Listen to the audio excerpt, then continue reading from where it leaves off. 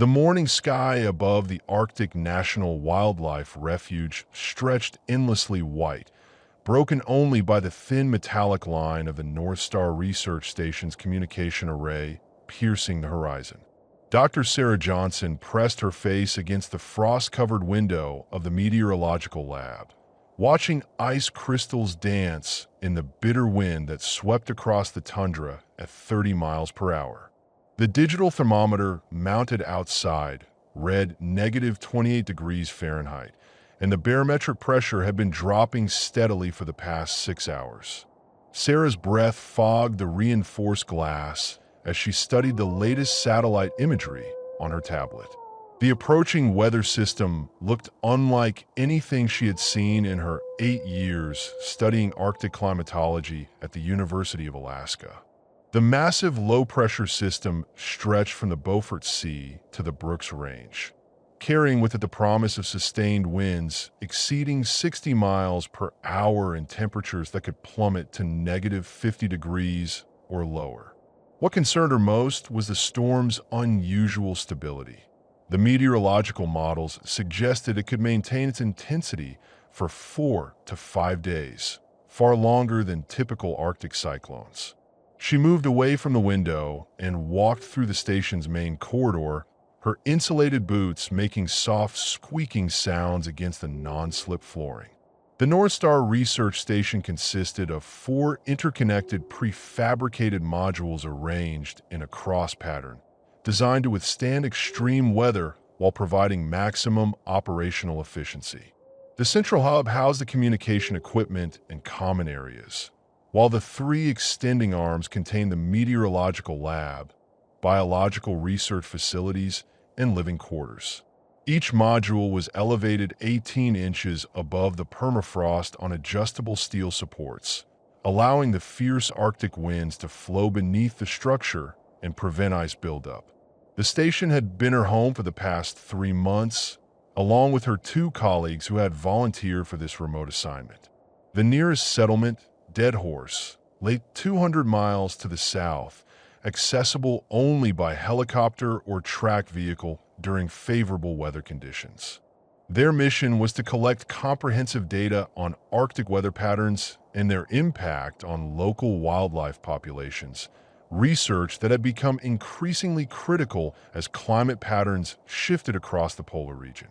Jack Collins looked up from the radio equipment as Sarah entered the communication hub. His weathered hands moved expertly across the control panel, fine-tuning frequencies and checking signal strength indicators. At 52, Jack had spent more than half his life working in remote locations across Alaska, from offshore oil platforms in the Beaufort Sea to seismic survey camps in the Arctic National Wildlife Refuge. His experience with isolation and extreme weather made him invaluable to operations like theirs. The radio crackled with static as Jack attempted to establish contact with the Emergency Coordination Center in Anchorage. The atmospheric conditions were already beginning to interfere with radio propagation, creating the characteristic distortion that preceded major Arctic storms. He adjusted the antenna direction manually, compensating for the increasing electromagnetic interference that occurred when charged particles from solar activity interacted with the Earth's magnetic field in the polar regions. Dr. Emily Carter emerged from the biological research module, carrying a steaming mug of coffee and a thick folder containing her field observations. As a wildlife biologist specializing in Arctic ecosystems, she had documented significant changes in caribou migration patterns over the past several weeks.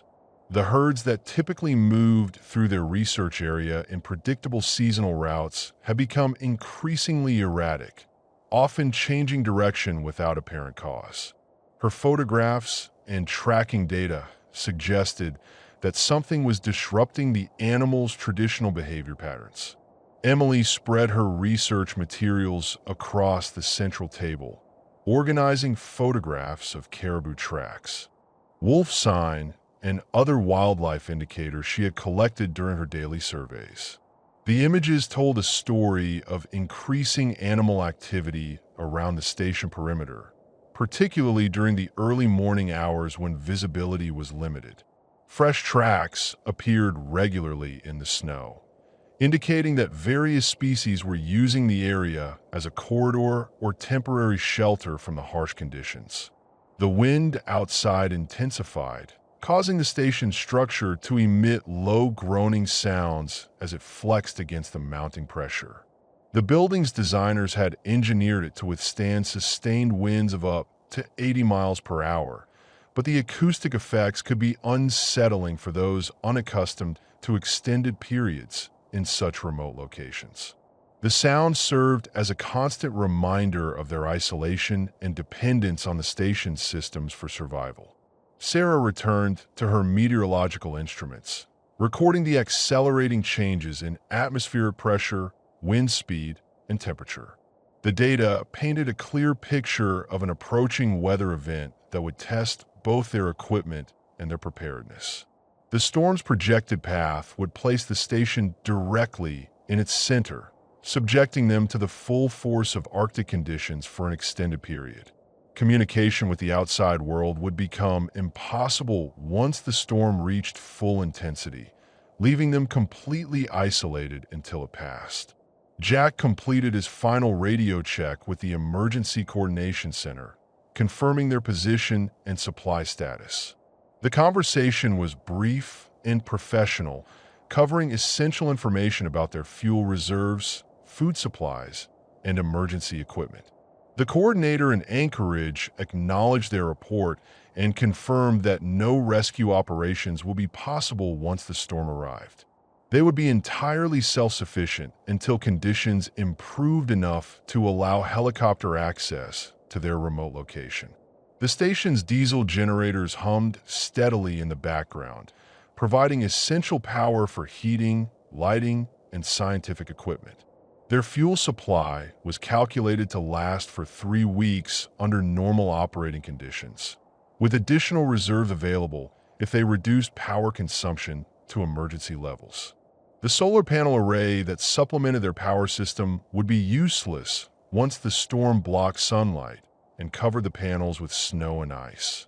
Emily reviewed her emergency protocols, checking the locations of survival equipment, emergency food supplies, and backup communication devices. Her biological training included extensive wilderness survival skills, knowledge that could prove crucial if their situation became desperate. She had identified potential emergency shelter areas within the station and confirmed the status of their emergency beacon, which could transmit their location to rescue services even if all other communication methods failed. As afternoon faded into the extended twilight of the Arctic winter, the 3 researchers completed their final preparations. Weather instruments were secured against high winds, backup systems were tested and activated, and emergency supplies were moved to easily accessible locations. The approaching storm represented both a scientific opportunity and a survival challenge, requiring them to balance their research objectives with the practical demands of staying alive in one of Earth's most hostile environments. The barometric pressure continued its relentless decline as darkness approached, and the first snow crystals began striking the station's windows with increasing frequency. Sarah made her final weather observations before the storm's arrival would make accurate measurements impossible. The data she collected would contribute to their understanding of extreme Arctic weather events, assuming they survived to transmit it to the scientific community. The communication array outside swayed in the strengthening wind, its metal components singing an eerie song as the storm approached the North Star Research Station, carrying with it the promise of isolation, danger, and an unknown test of human endurance in the heart of the Arctic wilderness. The blizzard struck the North Star Research Station with the fury of nature unleashed. By dawn, the wind had reached sustained speeds of 65 miles per hour, driving snow horizontally across the tundra with such force that visibility dropped to zero beyond the station's immediate perimeter. The temperature plummeted to -42 degrees Fahrenheit, creating conditions where exposed skin would freeze within minutes. Sarah monitored their situation from the meteorological lab, watching helplessly as her instruments registered readings that pushed the boundaries of their calibrated ranges. The anemometer outside spun wildly before ice accumulation seized its mechanisms completely. The barometric pressure had stabilized at an extraordinarily low reading, indicating that the storm's eye wall had settled over their location with no signs of movement. This was no ordinary Arctic cyclone. It was a stationary weather bomb that threatened to maintain its intensity for days. The station's structural integrity held firm against the assault, but secondary systems began showing signs of stress. Ice formed rapidly on all external surfaces, including the critical ventilation intakes that provided fresh air circulation throughout the facility. Jack worked methodically to clear the blockages, using heated probes to melt ice accumulations before they could compromise their life support systems. The task required him to venture outside for brief periods, tethered to the station by safety lines and wearing full Arctic survival gear. Their diesel generators labored under increased load as the heating system worked overtime to maintain internal temperatures. The extreme cold penetrated the station's insulation, creating frost formations on interior walls and requiring constant adjustment of heating distribution.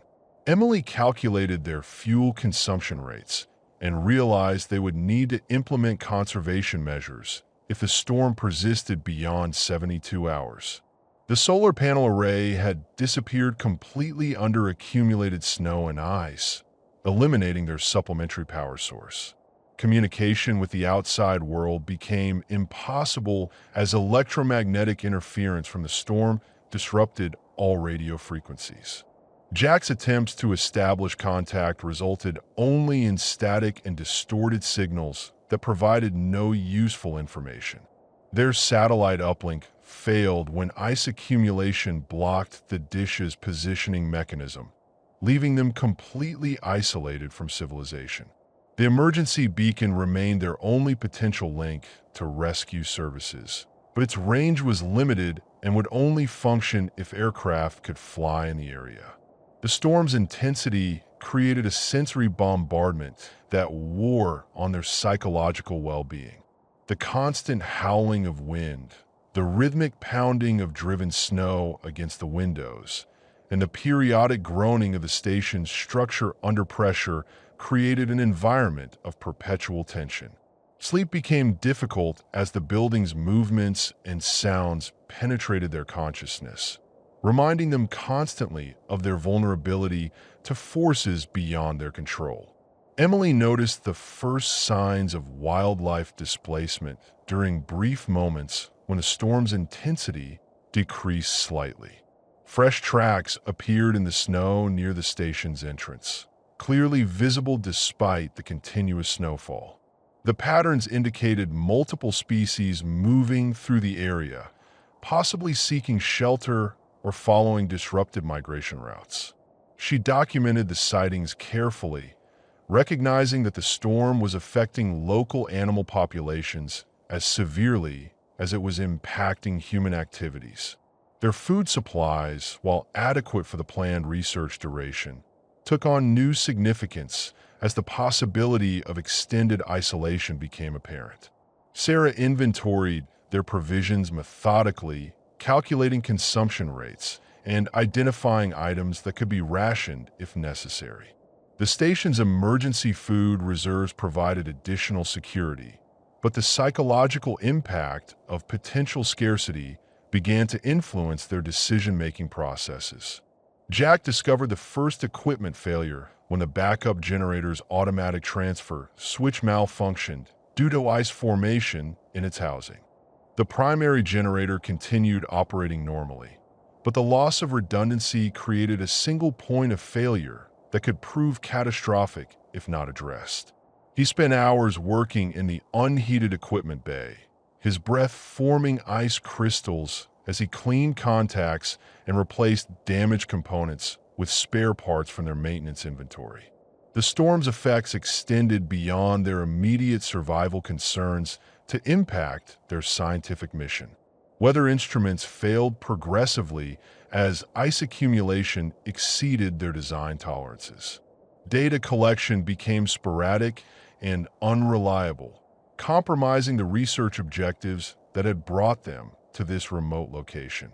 Emily's biological surveys became impossible as visibility remained near zero, and venturing outside posed extreme risks to human life. Water supplies presented another challenge as the storm's duration extended beyond their initial projections. The station's water system relied on melting snow and ice using heated collectors, but the extreme conditions prevented normal operation. They began melting snow manually using cooking equipment, a time-consuming process that required careful fuel management to avoid depleting their energy reserves. The water they produced had to be filtered and purified, adding complexity to a task that had been largely automated under normal conditions. The psychological pressure of isolation intensified as the storm showed no signs of weakening. Emily observed changes in their group dynamics as stress levels increased and the reality of their situation became apparent. Small irritations that would have been ignored under normal circumstances took on greater significance in their confined environment. She recognized the importance of maintaining routines and positive interactions to preserve group cohesion during the crisis. Temperature fluctuations within the station created condensation problems that threatened electronic equipment and created uncomfortable living conditions. Sarah worked to optimize heating distribution, balancing energy conservation with the need to maintain operational temperatures for critical systems. Ice formation on interior surfaces required constant attention to prevent water damage as the storm's effects penetrated their supposedly secure environment. The accumulation of snow around the station's perimeter began blocking emergency exits and ventilation systems. Jack organized efforts to keep critical pathways clear, but the task became increasingly difficult as the storm deposited several feet of new snow every few hours. The station's design included provisions for such conditions, but the actual implementation required constant vigilance and physical effort that drained their energy reserves. As the second day of the storm progressed, Emily detected subtle changes in the wildlife activity around their location. The tracks she had observed earlier were joined by new signs indicating that animals were not simply passing through the area, but potentially taking shelter nearby. The implications concerned her, as desperate wildlife might pose additional threats to their already precarious situation. She began monitoring the station's perimeter more carefully, looking for signs of animal behavior that could affect their safety. The storm raged on with undiminished fury, transforming the Arctic landscape into an alien environment where survival depended entirely on human technology and preparation. The North Star Research Station had become their entire world, a small island of warmth and safety surrounded by conditions that could kill an unprotected human within minutes. Their isolation was complete, their fate dependent on equipment, supplies, and their ability to work together against nature's relentless assault. The third morning brought a deceptive calm as the storm's intensity decreased slightly, allowing glimpses of the transformed landscape through frost-covered windows. Emily was the first to notice the tracks, distinct paw prints in the fresh snow, clearly visible despite the continuing snowfall. The impressions were large, measuring nearly 4 inches across, with claw marks extending beyond the pad prints. She had seen similar tracks before during her field research, but never so close to human habitation. Arctic wolves had discovered the research station. Emily called Sarah and Jack to observe the evidence, pointing out the characteristics that identified the tracks definitively. The gait pattern showed a confident, purposeful movement rather than the hurried passage of animals simply crossing the area. These wolves had approached the station deliberately, investigating this unusual structure in their territory. The depth and clarity of the impressions indicated that multiple animals had visited during the night, circling the building and testing potential approach routes. Sarah felt her pulse quicken as she studied the tracks through binoculars. Her meteorological training had included basic wildlife awareness, but she had never encountered large predators during her research assignments. The tracks formed a rough circle around the station's perimeter, with concentration points near the main entrance and the equipment storage area. The pattern suggested organized reconnaissance behavior, indicating that the wolves were evaluating the station as something more than a mere curiosity. Jack's experience in remote Alaska locations had included several encounters with wolf packs, and he recognized the significance of their presence immediately. Wolves typically avoided human contact, but extreme weather conditions could alter their behavior patterns dramatically. The severe storm had likely disrupted their normal hunting grounds and prey species, forcing them to explore new territories in search of food sources. The research station represented an anomaly in their environment, a source of unfamiliar scents and sounds that demanded investigation. Emily retrieved her biological reference materials and reviewed wolf behavior patterns specific to Arctic subspecies. The animals they were dealing with were likely members of a pack that followed caribou herds across vast territories, adapting their movements to seasonal migration patterns. The storm had probably separated them from their primary prey species, creating a desperate situation that could make them more aggressive and less predictable than under normal circumstances. The wolves' tracks revealed information about pack composition and condition.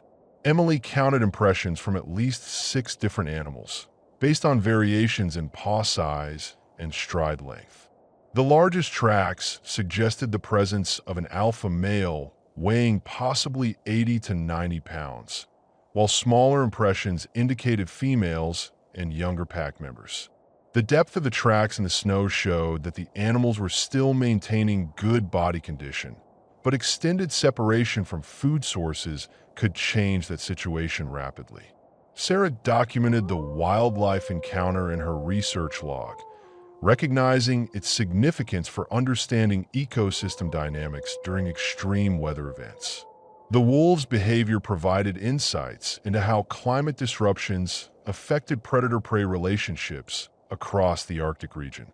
However, her scientific interest was tempered by growing concern about the implications for their personal safety. The station's design prioritized protection from weather and cold, not from large predators that might view the inhabitants as potential prey. Jack inspected the station's security features with new urgency, evaluating doors, windows, and potential entry points from a predator's perspective. The structure's elevated design provided some protection, but the access stairs and equipment bays created vulnerabilities that determined wolves might exploit. He checked the integrity of all external barriers and identified materials that could be used to reinforce weak points if the situation escalated. The wolves returned during the afternoon, this time remaining visible for extended periods as they investigated the station's perimeter. Emily observed them through the biological lab's observation windows, noting their coordination and communication patterns. The pack moved with the disciplined efficiency of experienced hunters, each animal maintaining awareness of the other's positions while systematically exploring their target.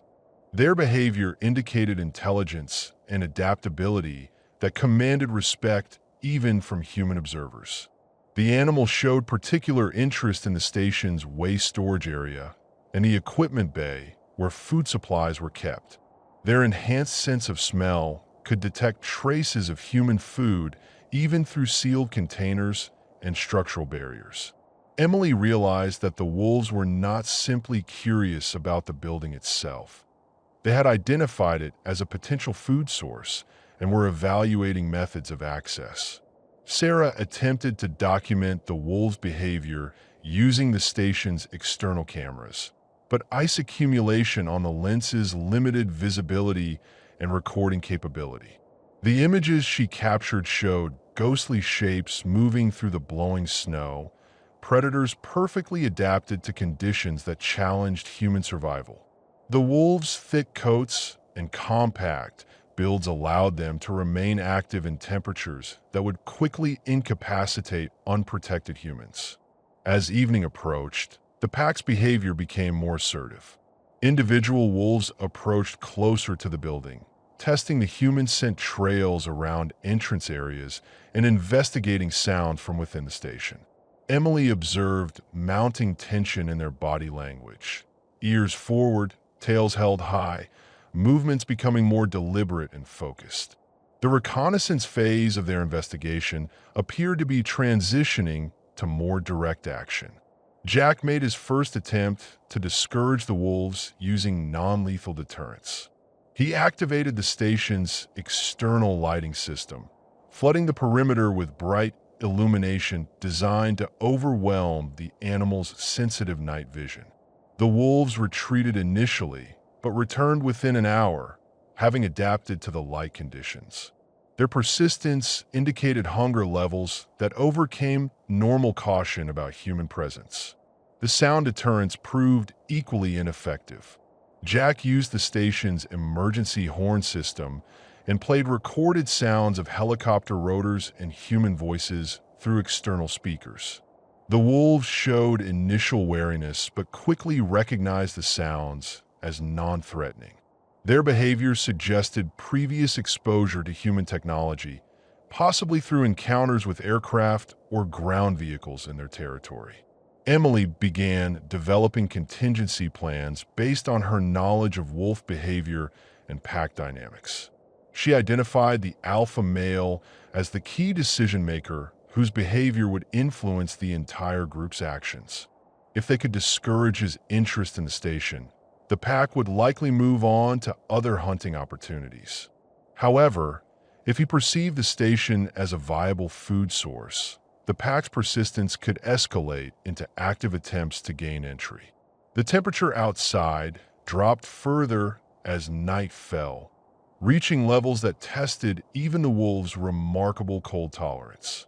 Emily observed changes in their behavior as they sought sheltered positions around the station's perimeter, using the building itself as a windbreak. The irony was not lost on her. The predators stalking them were also dependent on the station for protection from the same environmental conditions threatening human survival. Sarah monitored the weather data, looking for signs that the storm might be weakening enough to allow radio communication with the outside world. The barometric pressure remained stubbornly low, and wind speeds showed no significant decrease.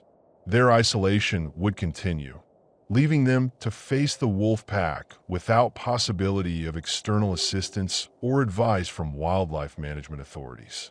The wolves settled into positions around the station as if establishing a siege perimeter. Emily counted at least 8 animals now, indicating that additional pack members had joined the original group. The increase in numbers suggested that word of their discovery had spread through wolf communication networks, possibly drawing animals from a wider area than initially estimated. The research station had become the focus of predatory attention that could persist until the weather conditions changed or alternative food sources became available. Jack completed his security assessment and began implementing reinforcement measures using available materials. The station's survival depended not only on withstanding the storm's assault, but now also on preventing entry by intelligent predators whose hunting instincts were sharpened by desperation. The night promised to be long and tense as humans and wolves settled into an uneasy standoff in the heart of the Arctic wilderness. Dawn revealed the full extent of the wolves' nocturnal activities. Fresh tracks crisscrossed the station's perimeter in complex patterns that spoke of methodical investigation and growing confidence. Emily studied the evidence through the laboratory windows, her breath fogging the reinforced glass as she documented the pack's expanding presence. The number of distinct paw prints had increased significantly, suggesting that additional wolves had joined the original group during the night. The pack now numbered at least 12 animals, making it one of the largest concentrations Emily had encountered in her research literature. Arctic wolf packs typically consisted of 5 to 8 members, but extreme conditions could force multiple family groups to cooperate in their search for food sources.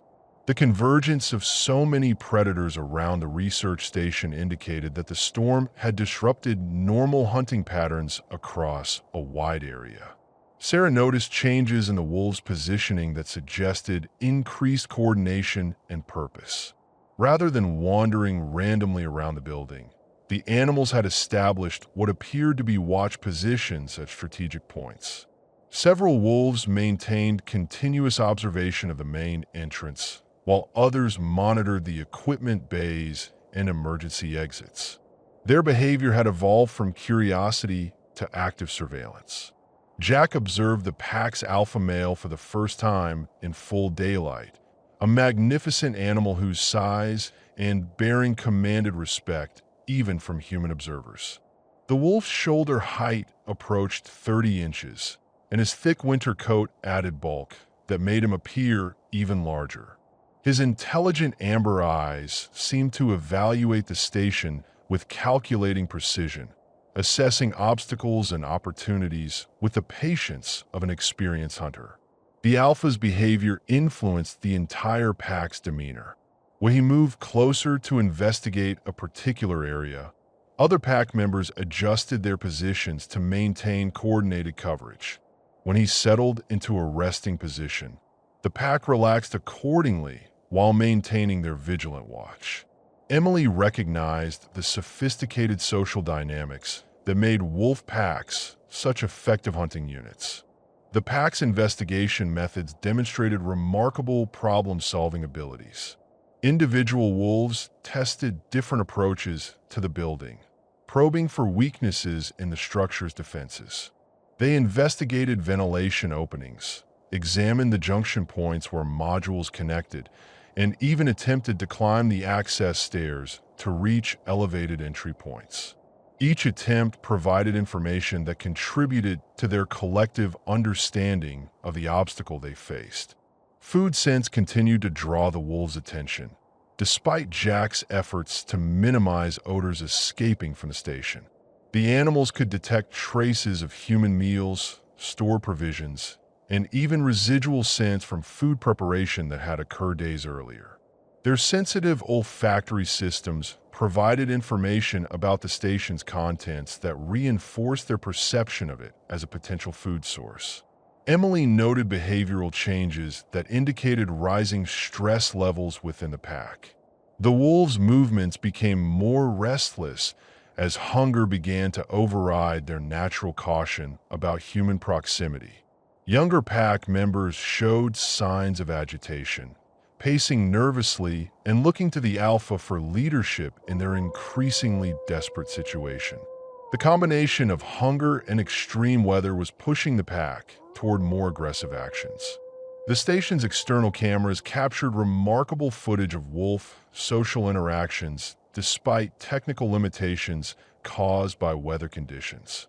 Sarah recorded instances of communication between pack members using body language, vocalizations, and scent marking that demonstrated the complexity of their social organization. The wolves operated as a unified intelligence, sharing information and coordinating their activities with efficiency that impressed their human observers. Midday brought a brief respite from snowfall that allowed clearer observation of the pack's activities.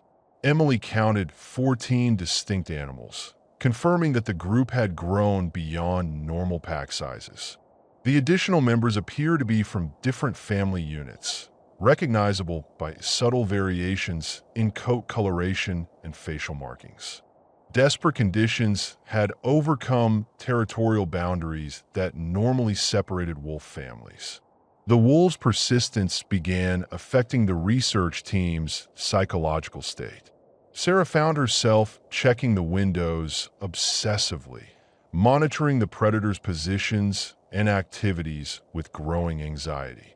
The constant awareness of being watched by intelligent carnivores created stress that interfered with normal activities and decision-making processes. Jack noticed similar effects on his own concentration and work performance.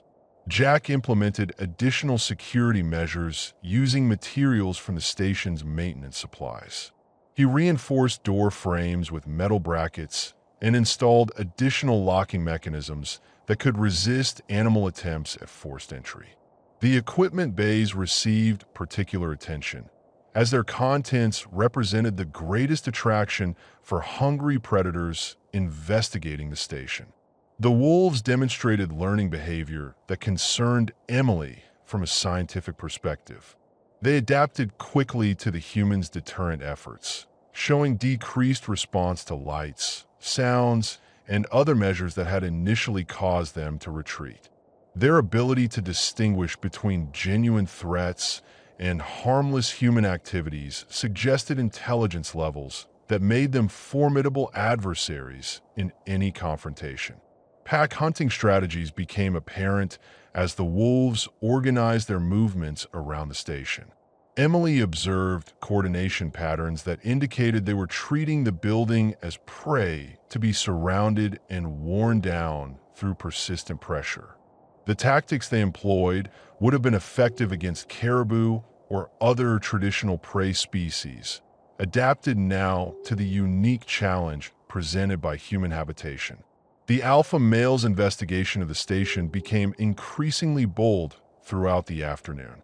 He approached within 10 feet of the main entrance, studying the door mechanism and testing the stability of the access stairs. His behavior suggested evaluation of the structure's vulnerability to direct assault, as if calculating whether the pack could overcome human defenses through coordinated action. Temperature fluctuations caused by the ongoing storm affected both species trapped in their Arctic standoff. The wolves sought shelter positions that utilized the station's windbreak effect while maintaining their siege positions. Human observers noted the predator's remarkable adaptation to extreme conditions that would quickly prove fatal to unprotected people. Emily documented changes in pack dynamics as stress levels increased among the wolves. Subordinate animals showed increasing deference to the alpha male's decisions, while tensions between individual pack members became more apparent. The extreme situation was testing social bonds within the group, creating potential instability that could either dissolve the pack or drive them to more desperate actions. Sarah attempted to establish radio contact during brief periods when atmospheric interference decreased, but her efforts remained unsuccessful. The storm's electromagnetic effects continued to block all communication frequencies, maintaining their complete isolation from outside assistance. The wolf pack's presence added urgency to their need for external contact, but nature's forces prevented any possibility of requesting advice or support. As evening approached, the wolves' behavior took on new intensity. The pack's movements became more focused and coordinated, suggesting that their patience with passive observation was reaching limits imposed by increasing hunger. Emily recognized signs that the predators were transitioning from reconnaissance to more active phases of their hunting behavior. The station's lights created an eerie scene as darkness fell, illuminating the wolves' forms as they moved through the blowing snow like ghostly sentinels. The predators had established a complete perimeter around the human shelter, creating a siege situation that tested both species' endurance and determination. The night promised to bring new challenges as hunger drove the pack toward increasingly bold actions against their unusual prey. Jack completed final preparations for what he sensed would be a critical test of their defenses. The wolves' growing confidence and coordination suggested that passive observation was giving way to active attempts at gaining entry to the station. The research team would need all their ingenuity and courage to survive the night ahead. The wolves' siege of the North Star Research Station began in earnest during the pre-dawn hours of the fourth day. Emily woke to the sound of scratching against the building's exterior walls, a rhythmic scraping that indicated deliberate attempts to find weakness in the structure's defenses. Through her small bedroom window, she could see dark shapes moving purposefully around the station's perimeter, no longer content with passive observation. The pack had organized itself into coordinated groups, each focused on different aspects of their assault on the human fortress. Three wolves concentrated their efforts on the main entrance, using their claws to investigate the door seals and frame construction. Their persistence had already created visible gouges in the metal surface, demonstrating both their determination and their physical capabilities. Sarah emerged from her quarters to find Jack already monitoring the situation from the communications center. The radio equipment remained silent due to continuing atmospheric interference, but the station's internal security systems provided information about the wolves' activities. Motion detectors registered continuous movement around all exterior walls, while pressure sensors indicated that animals were testing the structural supports beneath the elevated modules. The pack's alpha male had positioned himself at the main entrance where he could direct the activities of other pack members through a combination of vocalizations and body language. Emily observed his leadership behavior with professional fascination despite the immediate threat it represented. The wolf's tactical awareness and ability to coordinate complex group activities demonstrated intelligence that commanded respect even from his human adversaries. Four wolves had discovered the equipment storage bay and were working systematically to compromise its external access panel. Their claws and teeth proved surprisingly effective against the latching mechanisms that had been designed primarily to resist weather rather than determined animal attack. The metallic sounds of their efforts echoed through the station's structure, creating an auditory reminder of the siege taking place outside. Jack armed himself with the station's emergency flare gun and prepared signal rockets that could serve as deterrents if the wolves succeeded in breaching the building's defenses. The bright lights and loud noises might discourage further attempts at entry, but he recognized that desperate animals might ignore such threats if hunger had overcome their natural fear of human technology. The wolves' investigation of the station's ventilation system presented a particularly serious threat. Several pack members had climbed onto equipment housings and were attempting to access air intake vents that could potentially provide entry routes into the building's interior. Emily watched anxiously as a large female wolf tested the strength of metal grating that protected one of the critical air circulation openings. Sarah documented the siege behavior using the station's cameras and recording equipment, recognizing the scientific value of observing such unusual predator-prey interactions. However, her academic interest was overshadowed by growing concern about their immediate survival prospects. The wolves' persistence and problem-solving abilities suggested that their assault on the station could eventually succeed if they remained determined enough.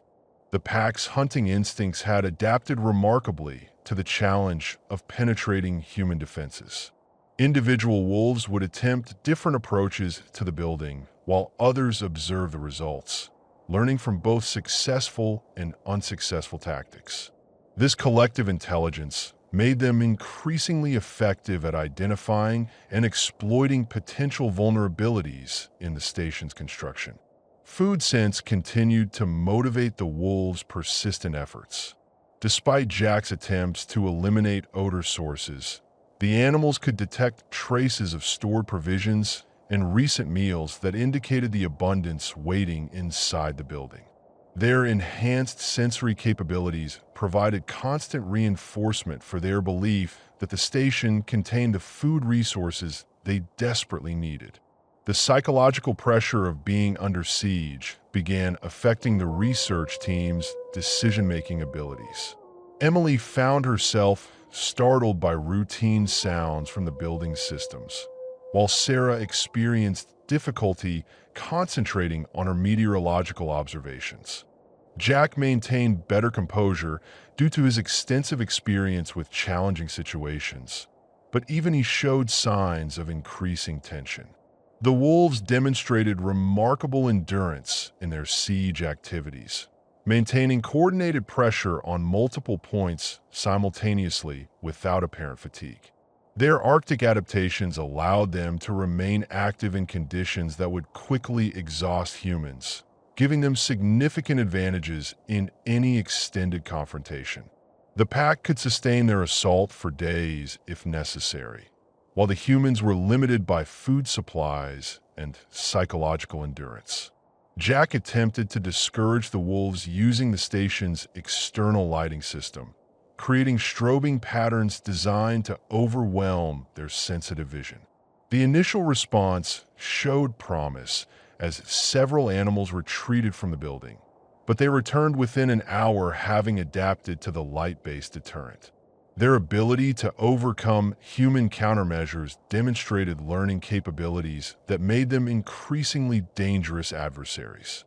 The sound of metal being stressed reached the interior of the station as wolves applied coordinated pressure to the equipment bay door. Emily could hear the distinct creaking of hinges under load, indicating that the pack was making measurable progress in their attempts to breach the building's defenses.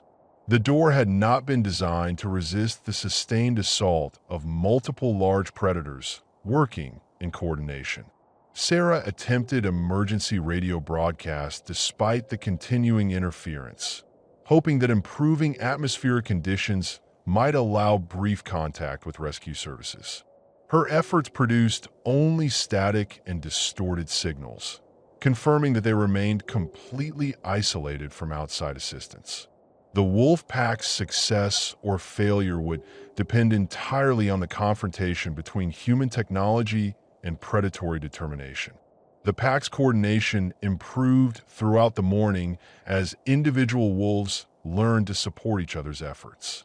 Emily observed instances where one animal would stabilize a loose panel while another used claws and teeth to manipulate latching mechanisms. This cooperative behavior demonstrated social learning that made the pack more effective than the sum of its individual members. Jack discovered that the ventilation system provided a vulnerability he had not previously considered. The wolves' attempts to access air intakes could potentially compromise the station's life support systems, even if they failed to gain entry. Ice formation in damaged vents could block air circulation, creating risks to human survival that extended beyond direct predator attack. The alpha male's behavior indicated growing impatience with the pack's inability to penetrate the station's defenses. His vocalizations became more frequent and intense, driving other pack members to increased efforts while expressing frustration with obstacles that prevented access to detected food sources. Emily recognized signs of mounting desperation that could drive the pack to more extreme measures. Temperature fluctuations caused by the continuing storm created additional challenges for both species involved in the siege. The wolves adapted their activities to take advantage of sheltered positions around the building, while the humans dealt with ice formation and condensation problems that affected their defensive preparations. Environmental conditions remained hostile to both predators and prey in their Arctic confrontation. As afternoon approached, the wolves' assault on the equipment bay showed signs of success. Jack could see daylight through gaps that had been created around the door frame, indicating structural damage that compromised the barrier's integrity. The pack's persistence was overcoming human engineering through sustained application of natural weapons and coordinated effort. Emily prepared contingency plans for the possibility that the wolves might succeed in gaining entry to the station. She identified potential refuges within the building where humans could retreat if exterior defenses failed, and inventoried supplies that could be used to create barriers or deterrents. The research team would need every advantage they could gain if the siege transitioned to direct confrontation. The pack's endurance and determination had transformed the research station from sanctuary into a fortress under assault. The wolves had demonstrated that human technology was not invulnerable to natural predators equipped with intelligence, coordination, and desperate hunger. As evening approached, both species prepared for what could become a decisive test of their respective capabilities for survival in the unforgiving Arctic environment. The equipment bay door finally surrendered to the wolves' relentless assault just after midnight. Jack heard the distinctive sound of metal failure. A sharp crack followed by the groaning of bent hinges as the barrier that had protected their supplies gave way under coordinated predatory pressure. The breach occurred at the lower corner where persistent claw work had weakened the frame's structural integrity beyond its design limits. Three wolves immediately attempted to squeeze through the opening, their powerful shoulders straining against the damaged metal as they sought access to the scents that had drawn them throughout their siege. The largest female managed to force her head and front legs through the gap before becoming wedged in the twisted doorframe. Her struggles to advance further created metallic scraping sounds that echoed through the station's corridors like fingernails on steel. Emily watched the breakthrough attempt through the internal security monitors, her heart racing as she observed the predator's determination to reach their food supplies. The wolf's amber eyes reflected the infrared camera light with an otherworldly glow that emphasized the alien intelligence now penetrating their sanctuary. Her powerful jaws worked at the metal obstacles blocking her path, demonstrating bite force capabilities that could easily crush human bones. Jack grabbed the portable welding torch from the maintenance kit and moved quickly toward the equipment bay. The high-temperature flame represented their most effective weapon against the intrusion, capable of creating intense heat and bright light that might discourage further attempts at entry. However, using the torch in the confined space of the equipment bay carried significant risks to both the building's integrity and their limited fuel supplies. The trapped wolf struggles attracted assistance from pack members outside the building. Emily observed two additional animals working to enlarge the opening by attacking the damaged metal from the exterior side. Their coordinated effort demonstrated problem-solving abilities that transformed individual predatory instincts into collective engineering capabilities. The breach was expanding under their sustained assault.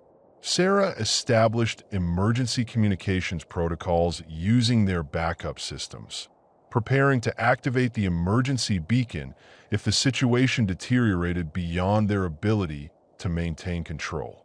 The device would transmit their location and distress status to rescue services, but response time under current weather conditions could exceed several days.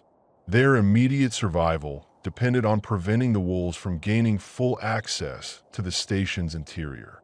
The wolf trapped in the doorway suddenly reversed direction, backing out of the opening with fluid grace that belied her previous struggles. Emily realized that the animal had been testing the barrier's dimensions and resistance rather than simply attempting forced entry. The predator's behavior indicated tactical evaluation that would inform subsequent attempts by other pack members better suited to the available space. Jack reached the equipment bay as a smaller wolf began investigating the breach. This animal's more compact build allowed easier passage through the damaged doorway, and its movements showed confident familiarity with confined spaces. The wolf's entry into the building's interior would mark a critical escalation in the confrontation between human technology and predatory determination. The welding torch ignited with a bright blue flame that filled the equipment bay with intense light and heat. Jack directed the flame toward the opening while maintaining safe distance from both the welding operation and potential contact with the intruding wolf.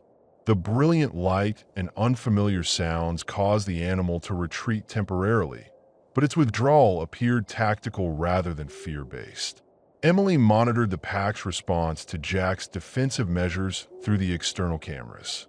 The wolves showed initial wariness of the welding torch's light and sound, but their retreat lasted only minutes before curiosity and hunger drove them to resume their assault on the damaged barrier.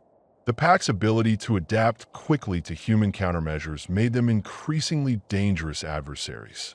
The station's heating system struggled to maintain interior temperatures as cold air rushed through the compromised equipment bay.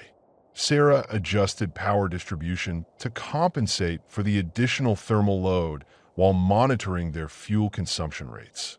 The breach in their building's envelope created energy demands that accelerated their approach to critical supply limitations.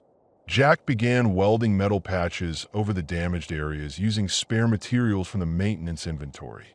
The work required precision and speed as wolves continued their attempts to enlarge the opening from outside the building. Sparks from the welding operation created additional light and sound that served as deterrents, but the defensive value of these effects was temporary at best. The alpha male's vocalizations indicated increasing frustration with obstacles preventing access to detected food sources. His howling communications were answered by pack members positioned around the station's perimeter, creating a chorus of predatory voices that emphasized the human's isolated situation. The wolves' coordination remained intact despite setbacks in their assault on the building. Emily observed behavioral changes in the pack that suggested mounting desperation. Individual wolves were taking greater risks in their attempts to access the station, showing decreased response to deterrent measures that had previously caused retreat. Hunger was overriding their natural caution about human proximity and unfamiliar technology, making their actions increasingly unpredictable.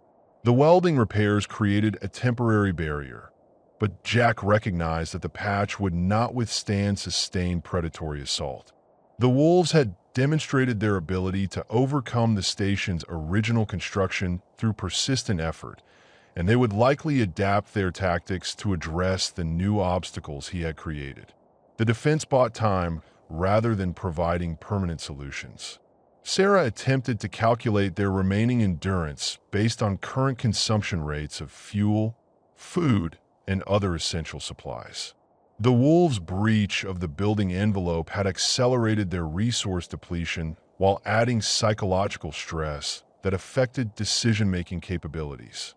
The siege could outlast their ability to maintain both physical and mental resistance to predatory pressure. The pack's investigation of other potential entry points intensified following their partial success with the equipment bay. Emily documented attempts to access the ventilation system, communications, array housing, and even the elevated walkways connecting different modules.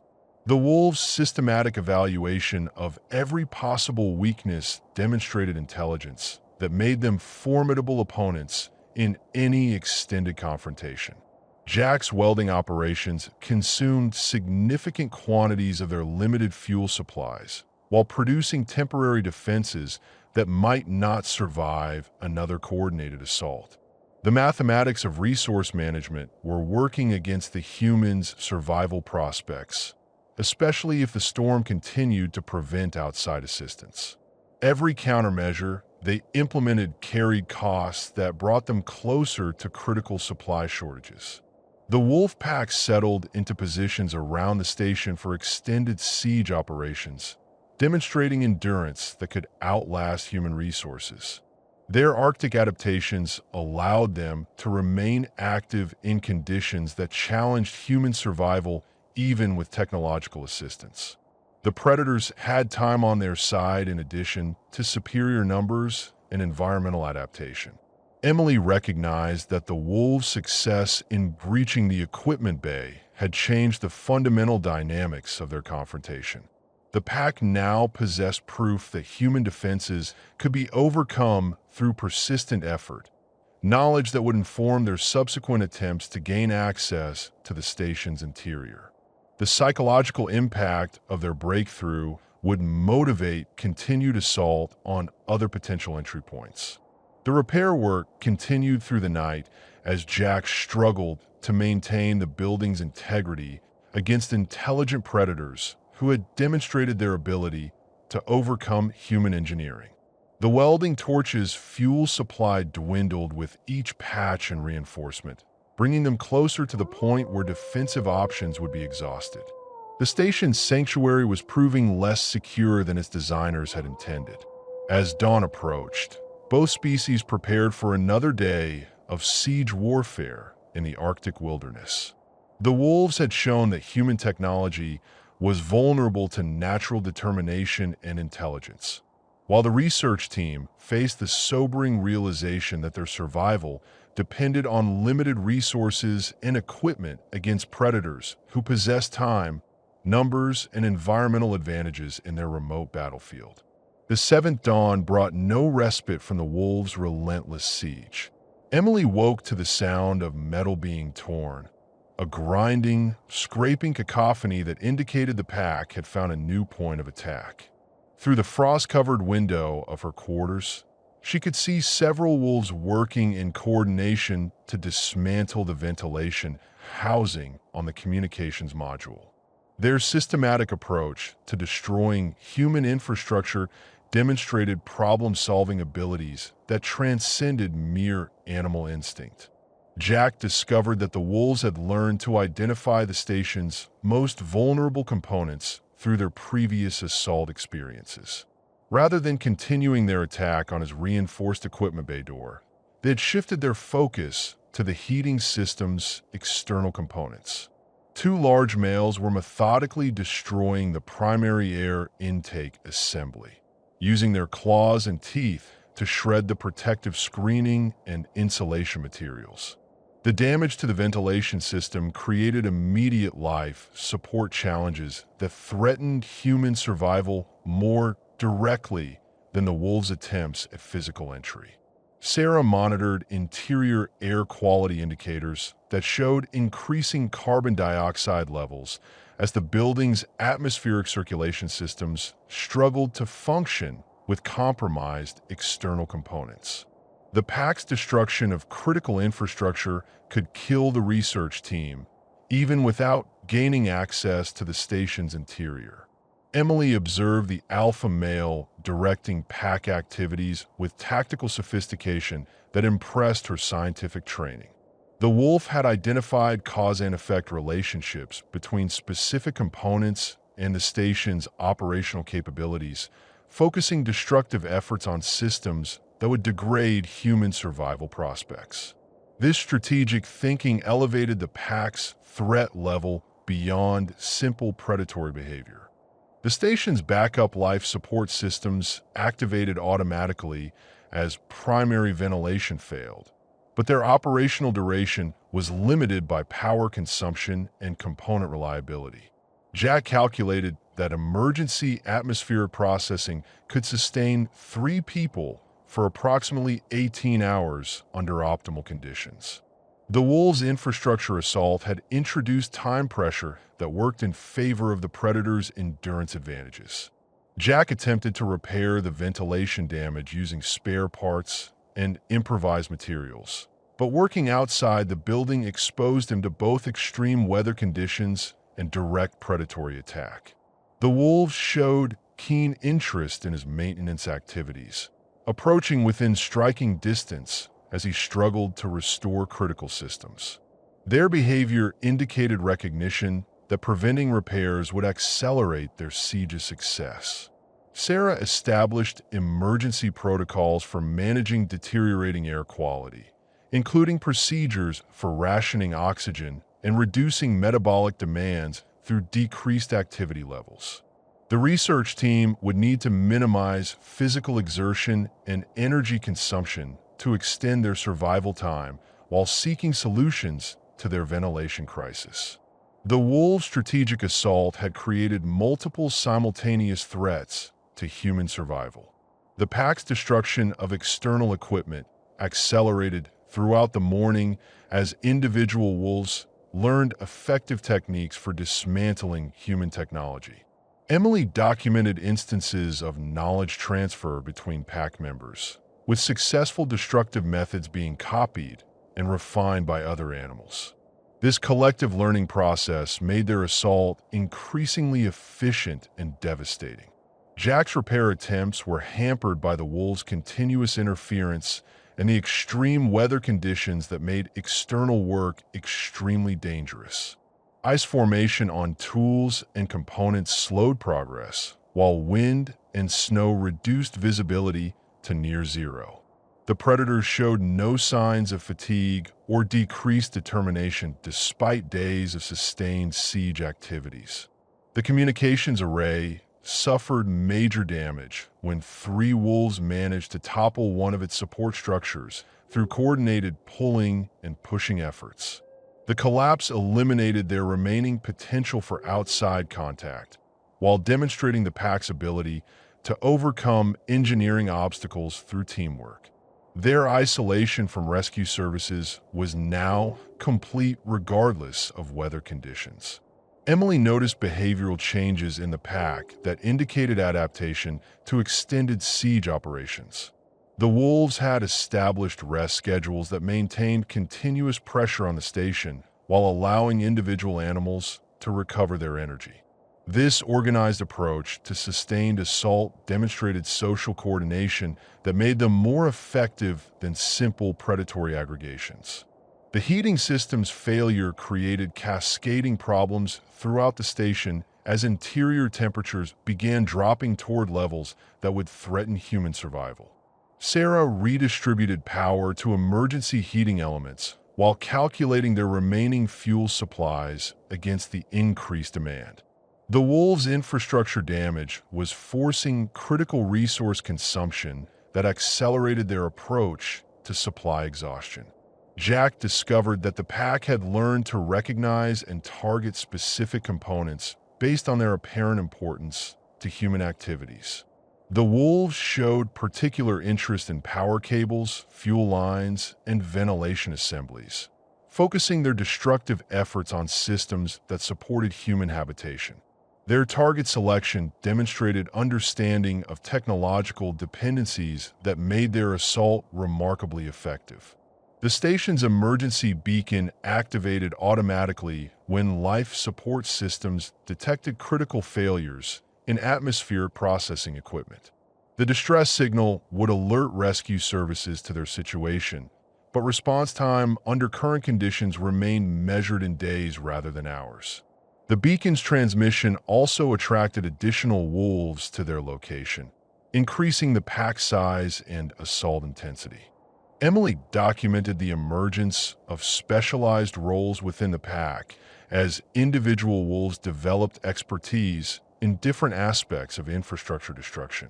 Some animals became proficient at dismantling electrical systems, while others focused on mechanical components or structural elements. This division of labor increased their overall effectiveness in degrading human defensive capabilities. Sarah's atmospheric monitoring revealed dangerous accumulations of carbon monoxide from their emergency heating systems operating in the compromised building envelope. The wolves' ventilation damage had created conditions where human survival was threatened by their own life support equipment. Opening windows for ventilation would expose them to both extreme cold and direct predatory access. The pack's psychological warfare intensified as they recognized signs of human distress and desperation. The wolves increased their vocalizations and visible activities around the station, creating constant reminders of their presence and determination. Emily observed that the predators seemed to understand the psychological impact of their siege on human behavior and decision-making. Jack's attempts to create emergency ventilation using improvised components met with immediate wolf interference. The animals had learned to recognize repair activities and would coordinate their efforts to prevent restoration of damaged systems. Their behavioral adaptation to human countermeasures demonstrated intelligence that made every defensive action a temporary solution at best. The fuel supplies for their emergency heating systems reached critically low levels as the station struggled to maintain habitable temperatures with compromised insulation and ventilation. Sarah calculated that they had perhaps 12 hours of heating fuel remaining under current consumption rates. The mathematics of survival were working decisively in favor of the predators' patient siege tactics. Emily prepared emergency survival protocols for the possibility that they might need to abandon the station and attempt survival in the Arctic wilderness. The prospect of leaving their technological shelter to face both extreme weather and active predators represented a desperate gamble with minimal success probability. However, remaining in the station might prove equally fatal if life support systems continued failing. The wolves' siege had evolved from simple predatory behavior into sophisticated infrastructure warfare that threatened human survival through multiple simultaneous mechanisms. Their intelligence, endurance, and tactical coordination had overcome human technological advantages through persistent application of natural capabilities. The research team faced the sobering realization that they were losing their battle for survival to predators who had adapted their hunting strategies to overcome human defenses. As evening approached, both the station's defenses and its life support capabilities approached critical failure points. The wolves had demonstrated that human technology was vulnerable to intelligent predators who possessed patience, coordination, and understanding of cause and effect relationships. The night ahead would likely determine whether human ingenuity could overcome natural predatory advantages in their desperate struggle for survival in the Arctic wilderness. At precisely 3:17 in the morning, the Arctic landscape exploded into chaos. Emily jerked awake to the sound of something massive crashing through the pack's perimeter, accompanied by roars that seemed to shake the very foundations of the research station. Through her frost-covered window, she glimpsed a white form moving with impossible speed and power, scattering wolves like leaves before a hurricane. The polar bear materialized from the blowing snow like an Arctic specter, standing nearly 9 feet tall on his hind legs with 4 paws spread wide in territorial display. His massive frame dwarfed even the largest wolves, his 800-pound bulk moving with surprising grace across the treacherous ice. The thick white fur covering his enormous body seemed to glow in the station's external lighting, creating an otherworldly appearance that commanded instant respect from all observers. Sarah rushed to the communications center's observation windows, her breath fogging the reinforced glass as she witnessed the confrontation unfolding outside. The bear's arrival had instantly transformed the siege dynamics, introducing a predator whose size and power relegated the wolf pack to secondary status in the Arctic hierarchy. His presence alone seemed to alter the very atmosphere around the research station. The wolves' immediate response revealed their instinctive recognition of superior predatory authority. Several pack members retreated immediately to safer distances, while others held their ground but adopted submissive postures that acknowledged the bear's dominance.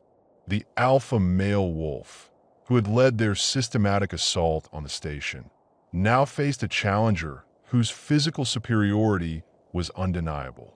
Jack observed the bear's behavior through multiple camera angles, recognizing the animal's territorial assessment of the situation. The polar bear moved in expanding circles around the station, investigating the wolves' scent markers and examining evidence of their siege activities. His massive head swung back and forth as he processed information through senses adapted to detecting threats and opportunities across vast Arctic distances. The first direct confrontation occurred when two wolves attempted to defend their position near the damaged equipment bay. The bear's response was swift and decisive.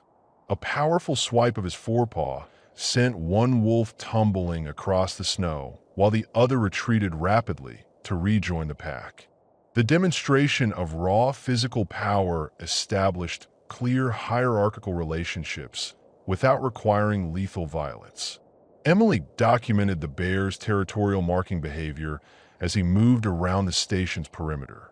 The massive predator was claiming the area as his domain through scent deposits and physical modifications to the landscape.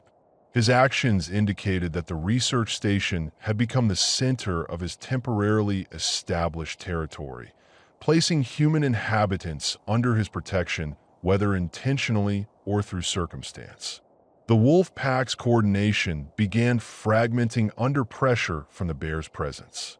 Individual animals showed increasing signs of stress and uncertainty as their previous tactical advantage dissolved in the face of superior predatory authority. The alpha male's leadership remained intact, but his options for maintaining the siege had become severely limited by the new territorial dynamics. Jack noted that the bear showed particular interest in the wolves' damage to the station's infrastructure. The massive predator investigated the torn ventilation, housing, and damaged equipment bay door with apparent curiosity, possibly recognizing that these modifications affected the area's characteristics. His examination suggested intelligence levels that extended beyond simple territorial instincts. The bear's patrol patterns established clear boundaries that excluded wolves from immediate proximity to the research station. His territorial claim encompassed a roughly circular area with a 50-yard radius centered on the building, creating a buffer zone that prevented continued predatory assault on human infrastructure. The establishment of this protective perimeter marked a dramatic shift in the siege dynamics. Sarah monitored the station's internal conditions and noted immediate improvements in several critical systems. Without constant wolf interference, emergency ventilation repairs became possible, and the heating system's efficiency increased as exterior damage was no longer being actively worsened. The bear's territorial protection provided breathing room for human survival efforts. The polar bear's endurance capabilities became apparent as he maintained continuous patrol activities throughout the early morning hours. His Arctic adaptations allowed sustained activity in conditions that challenged even the wolves' considerable cold tolerance. The bear's ability to remain active for extended periods gave him decisive advantages in any territorial confrontation. Emily observed subtle communication between the bear and the wolf pack that demonstrated complex understanding of Arctic social hierarchies. The wolves tested the boundaries of the bear's territorial claim through careful approaches and withdrawals, while the bear responded with measured displays of dominance that reinforced his authority without escalating to deadly violence. The research team began to comprehend that they had become inadvertent beneficiaries of a territorial dispute between apex predators. The bear's claim to the area around their station provided protection that human technology had failed to achieve through direct defensive measures. Their survival now depended on natural predatory hierarchies rather than their own engineering capabilities. Jack attempted to understand the bear's motivations for establishing territory around the research station. Polar bears typically maintained vast territorial ranges and showed little interest in fixed locations unless attracted by specific resources. The animal's behavior suggested either recognition of the station's strategic value or responses to environmental factors that made the location particularly attractive. The wolf pack adapted their siege tactics to accommodate the bear's territorial control, maintaining positions at the edges of his claimed area while seeking opportunities to resume their assault on human infrastructure. Their persistence indicated that hunger remained a driving force despite the presence of a superior predator. The standoff between species created a complex dynamic that could shift rapidly if circumstances changed. Emily noted that the bear's protection of the station appeared incidental to his territorial establishment rather than deliberate assistance to human inhabitants. The massive predator showed no direct interest in the research team's welfare, focusing instead on maintaining dominance over other predators in his claimed territory. Their safety resulted from being within his protective boundaries rather than from intentional rescue efforts. The territorial dispute created noise levels that masked human activities within the station, allowing repairs and maintenance work to proceed without attracting predatory attention. Jack took advantage of the distraction to address critical system failures, while the bear's presence prevented wolf interference. The respite provided opportunities to restore life support capabilities and defensive measures. Sarah documented the remarkable sight of the massive polar bear patrolling their perimeter like a guardian, his white form moving through the Arctic landscape with lethal grace. The animal's presence transformed their research station from a besieged outpost into the center of a protected territory. The psychological impact on the research team was profound as hope replaced desperation in their struggle for survival. The bear's territorial establishment around the North Star Research Station marked a decisive moment in the three-way confrontation that had developed in the Arctic wilderness. The massive predator's claim created a protective buffer that allowed human survival while establishing dominance over the wolf pack that had threatened to overwhelm their defenses through intelligent persistence and coordination. The confrontation between apex predators erupted at dawn when three of the most aggressive wolves challenged the polar bear's territorial authority. The alpha male led two lieutenants in a coordinated approach to the research station's main entrance, testing whether the massive bear would defend his claimed boundaries against determined opposition.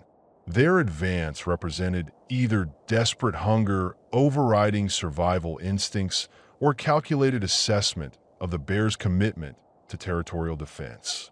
The polar bear's response demonstrated why his species dominated Arctic food chains despite relatively low population densities.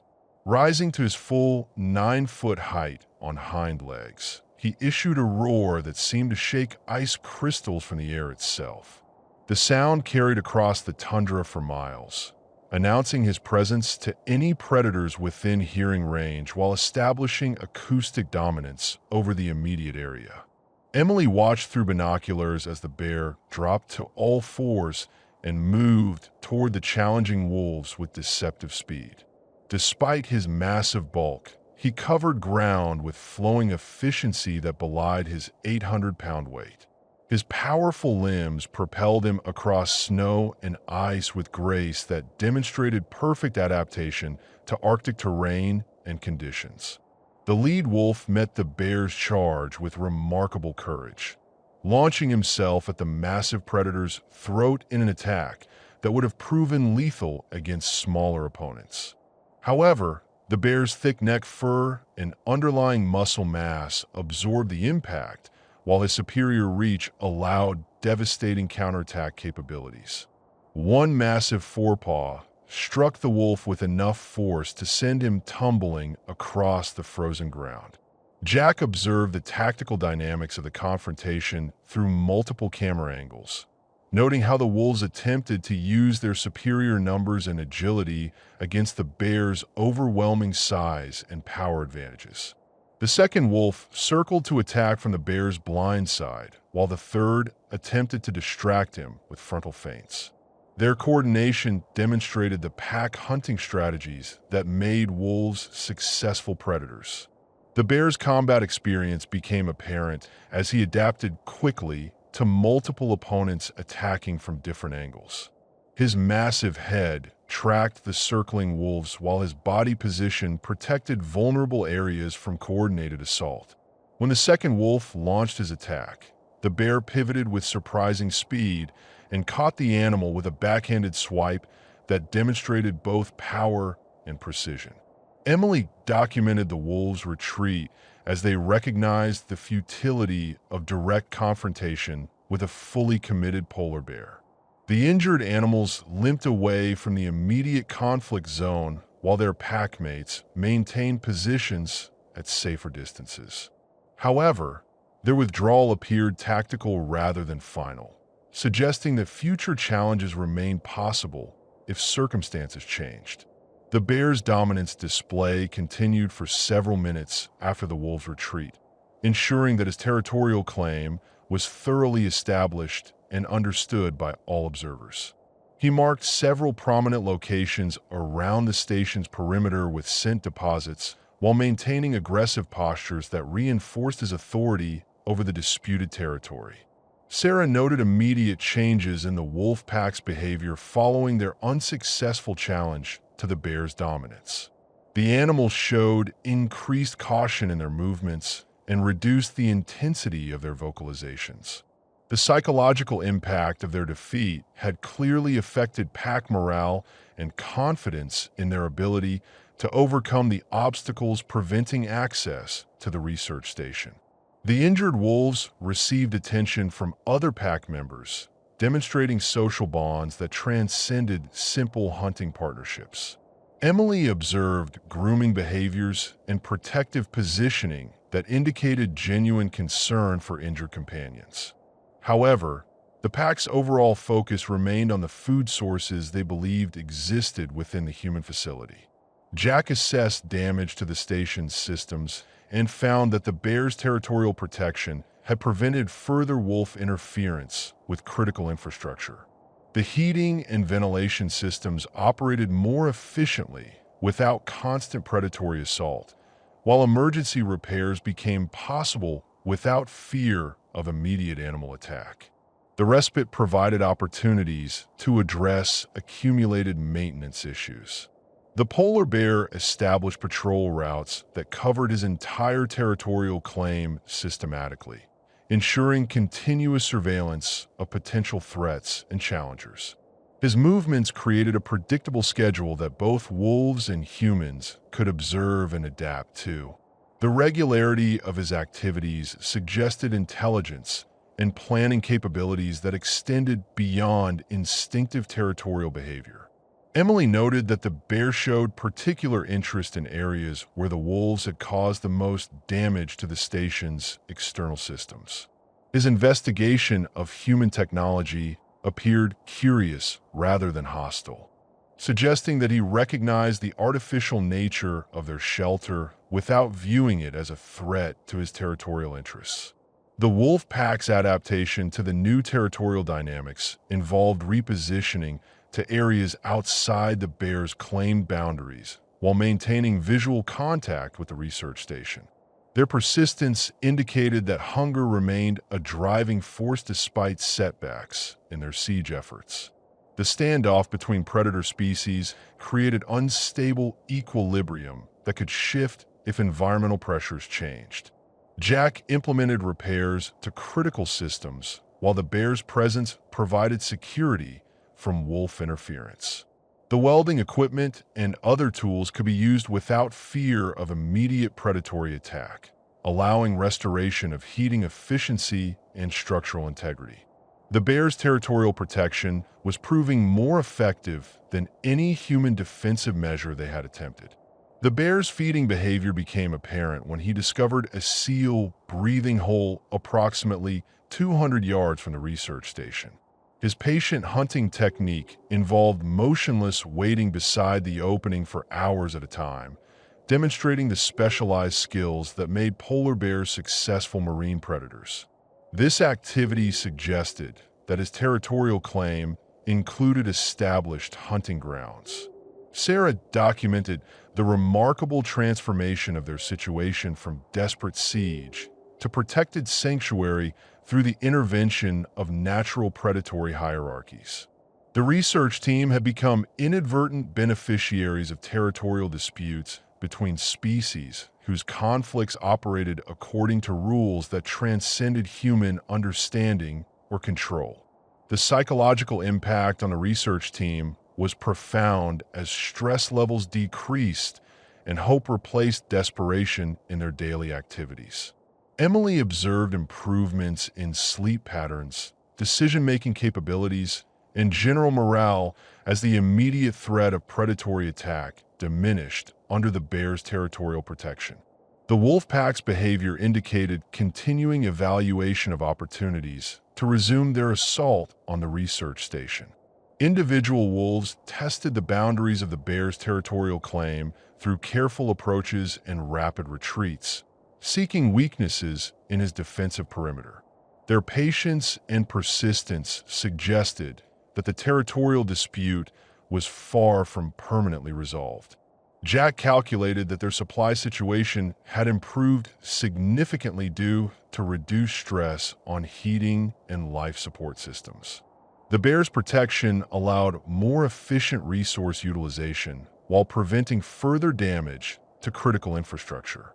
Their survival prospect had shifted from desperate to manageable, assuming the territorial protection continued.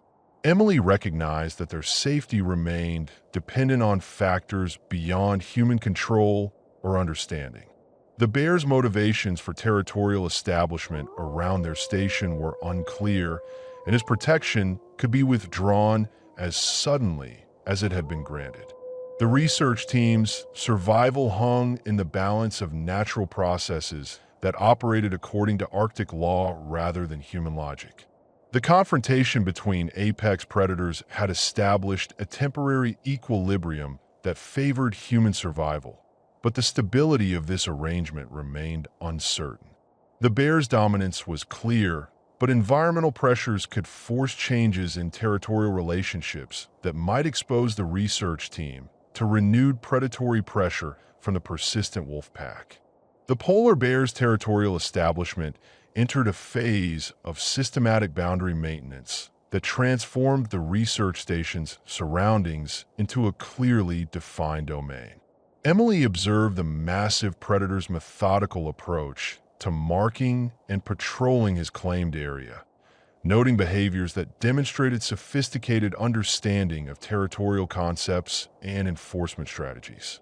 The bear's scent marking activities intensified throughout the morning as he reinforced his territorial claims through chemical communication that would be recognizable to other Arctic predators for weeks. His massive bulk moved efficiently between marking locations, each stop involving careful selection of prominent features that would maximize the visibility and longevity of his territorial advertisements. Sarah documented the precise boundaries of the bear's territorial claim using GPS coordinates and photographic evidence. The protected area formed an irregular circle approximately 100 yards in diameter, centered on the research station with extensions that included the seal breathing hole and several elevated observation points. The territory's configuration suggested strategic thinking about defensibility and resource access. Jack noted that the wolf pack had withdrawn to positions just beyond the bear's territorial boundaries, maintaining visual contact with both the research station and their massive competitor. The wolves' positioning indicated continued interest in their original objectives, while acknowledging the reality of superior predatory authority. Their patience suggested that they viewed the territorial dispute as potentially temporary. The bear's patrol schedule developed into a routine that covered his entire territorial claim every 4 hours, with variations that prevented predictability while ensuring comprehensive coverage. Emily timed his movements and noted that he spent approximately 30 minutes at each major boundary marker, reinforcing his presence through both scent deposits and visual displays of dominance. Individual wolves tested the bear's territorial enforcement through careful approaches that pushed the boundaries of acceptable proximity. These probing actions appear designed to assess the consistency and intensity of the bear's defensive responses. The bear's reactions were measured but decisive, involving threat displays that reinforced his authority without escalating to violent confrontation. Emily observed the development of a complex behavioral ecosystem around the research station as different species adapted to the new territorial dynamics. Arctic foxes appeared at the periphery, apparently attracted by the increased predator activity and potential scavenging opportunities. Their presence added another layer of complexity to the wildlife interactions surrounding the human facility. The bear's hunting activities at the seal breathing hole demonstrated his commitment to maintaining long-term territorial occupation rather than temporary passage through the area. His patient hunting technique involved motionless waiting that could extend for hours, indicating that he viewed the territory as providing sustainable resources worth defending against challengers. Jack attempted to understand the bear's apparent tolerance for human presence within his territorial boundaries. The massive predator showed no hostile interest in the research team's activities, apparently viewing them as neutral elements in his territorial calculations. This indifference provided security that was more reliable than active protection might have been. The wolf pack's behavioral adaptation included establishment of their own temporary territory adjacent to the bear's domain, creating a buffer zone where they could maintain their siege positions while respecting superior predatory authority.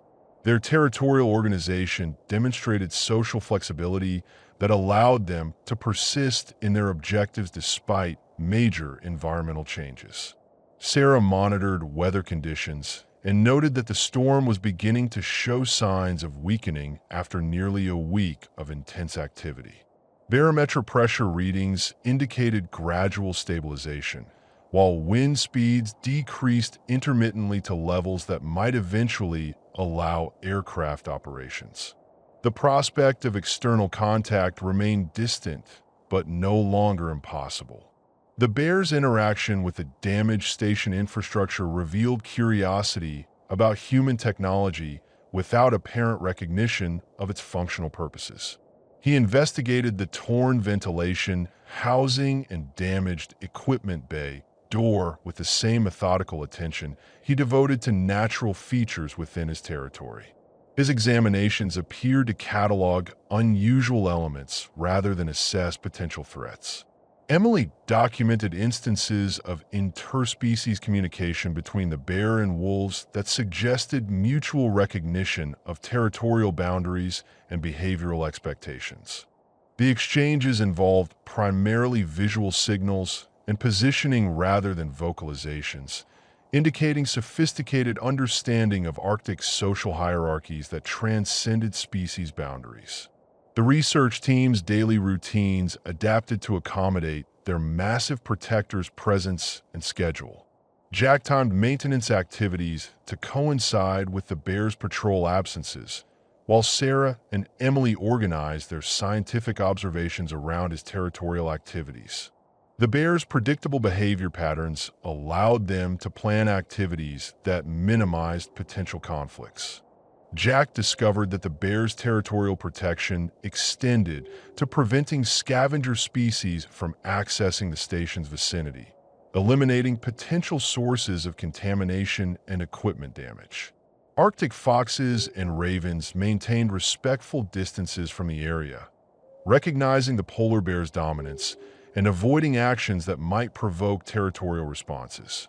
The wolf pack's persistence despite territorial displacement demonstrated the strength of their motivation to access the research station's resources. Individual animals continued testing approaches to the facility while maintaining awareness of the bear's patrol schedule. Their determination suggested that hunger remained a driving force stronger than fear of superior predators. Emily observed that the bear's territorial behavior included protective responses to potential threats from sources other than competing predators. When a low-flying aircraft passed overhead, the bear positioned himself between the sound source and the research station, demonstrating awareness that extended beyond immediate ground-based challenges to his domain. The station's heating and ventilation systems operated at improved efficiency due to the elimination of constant wolf interference with external components.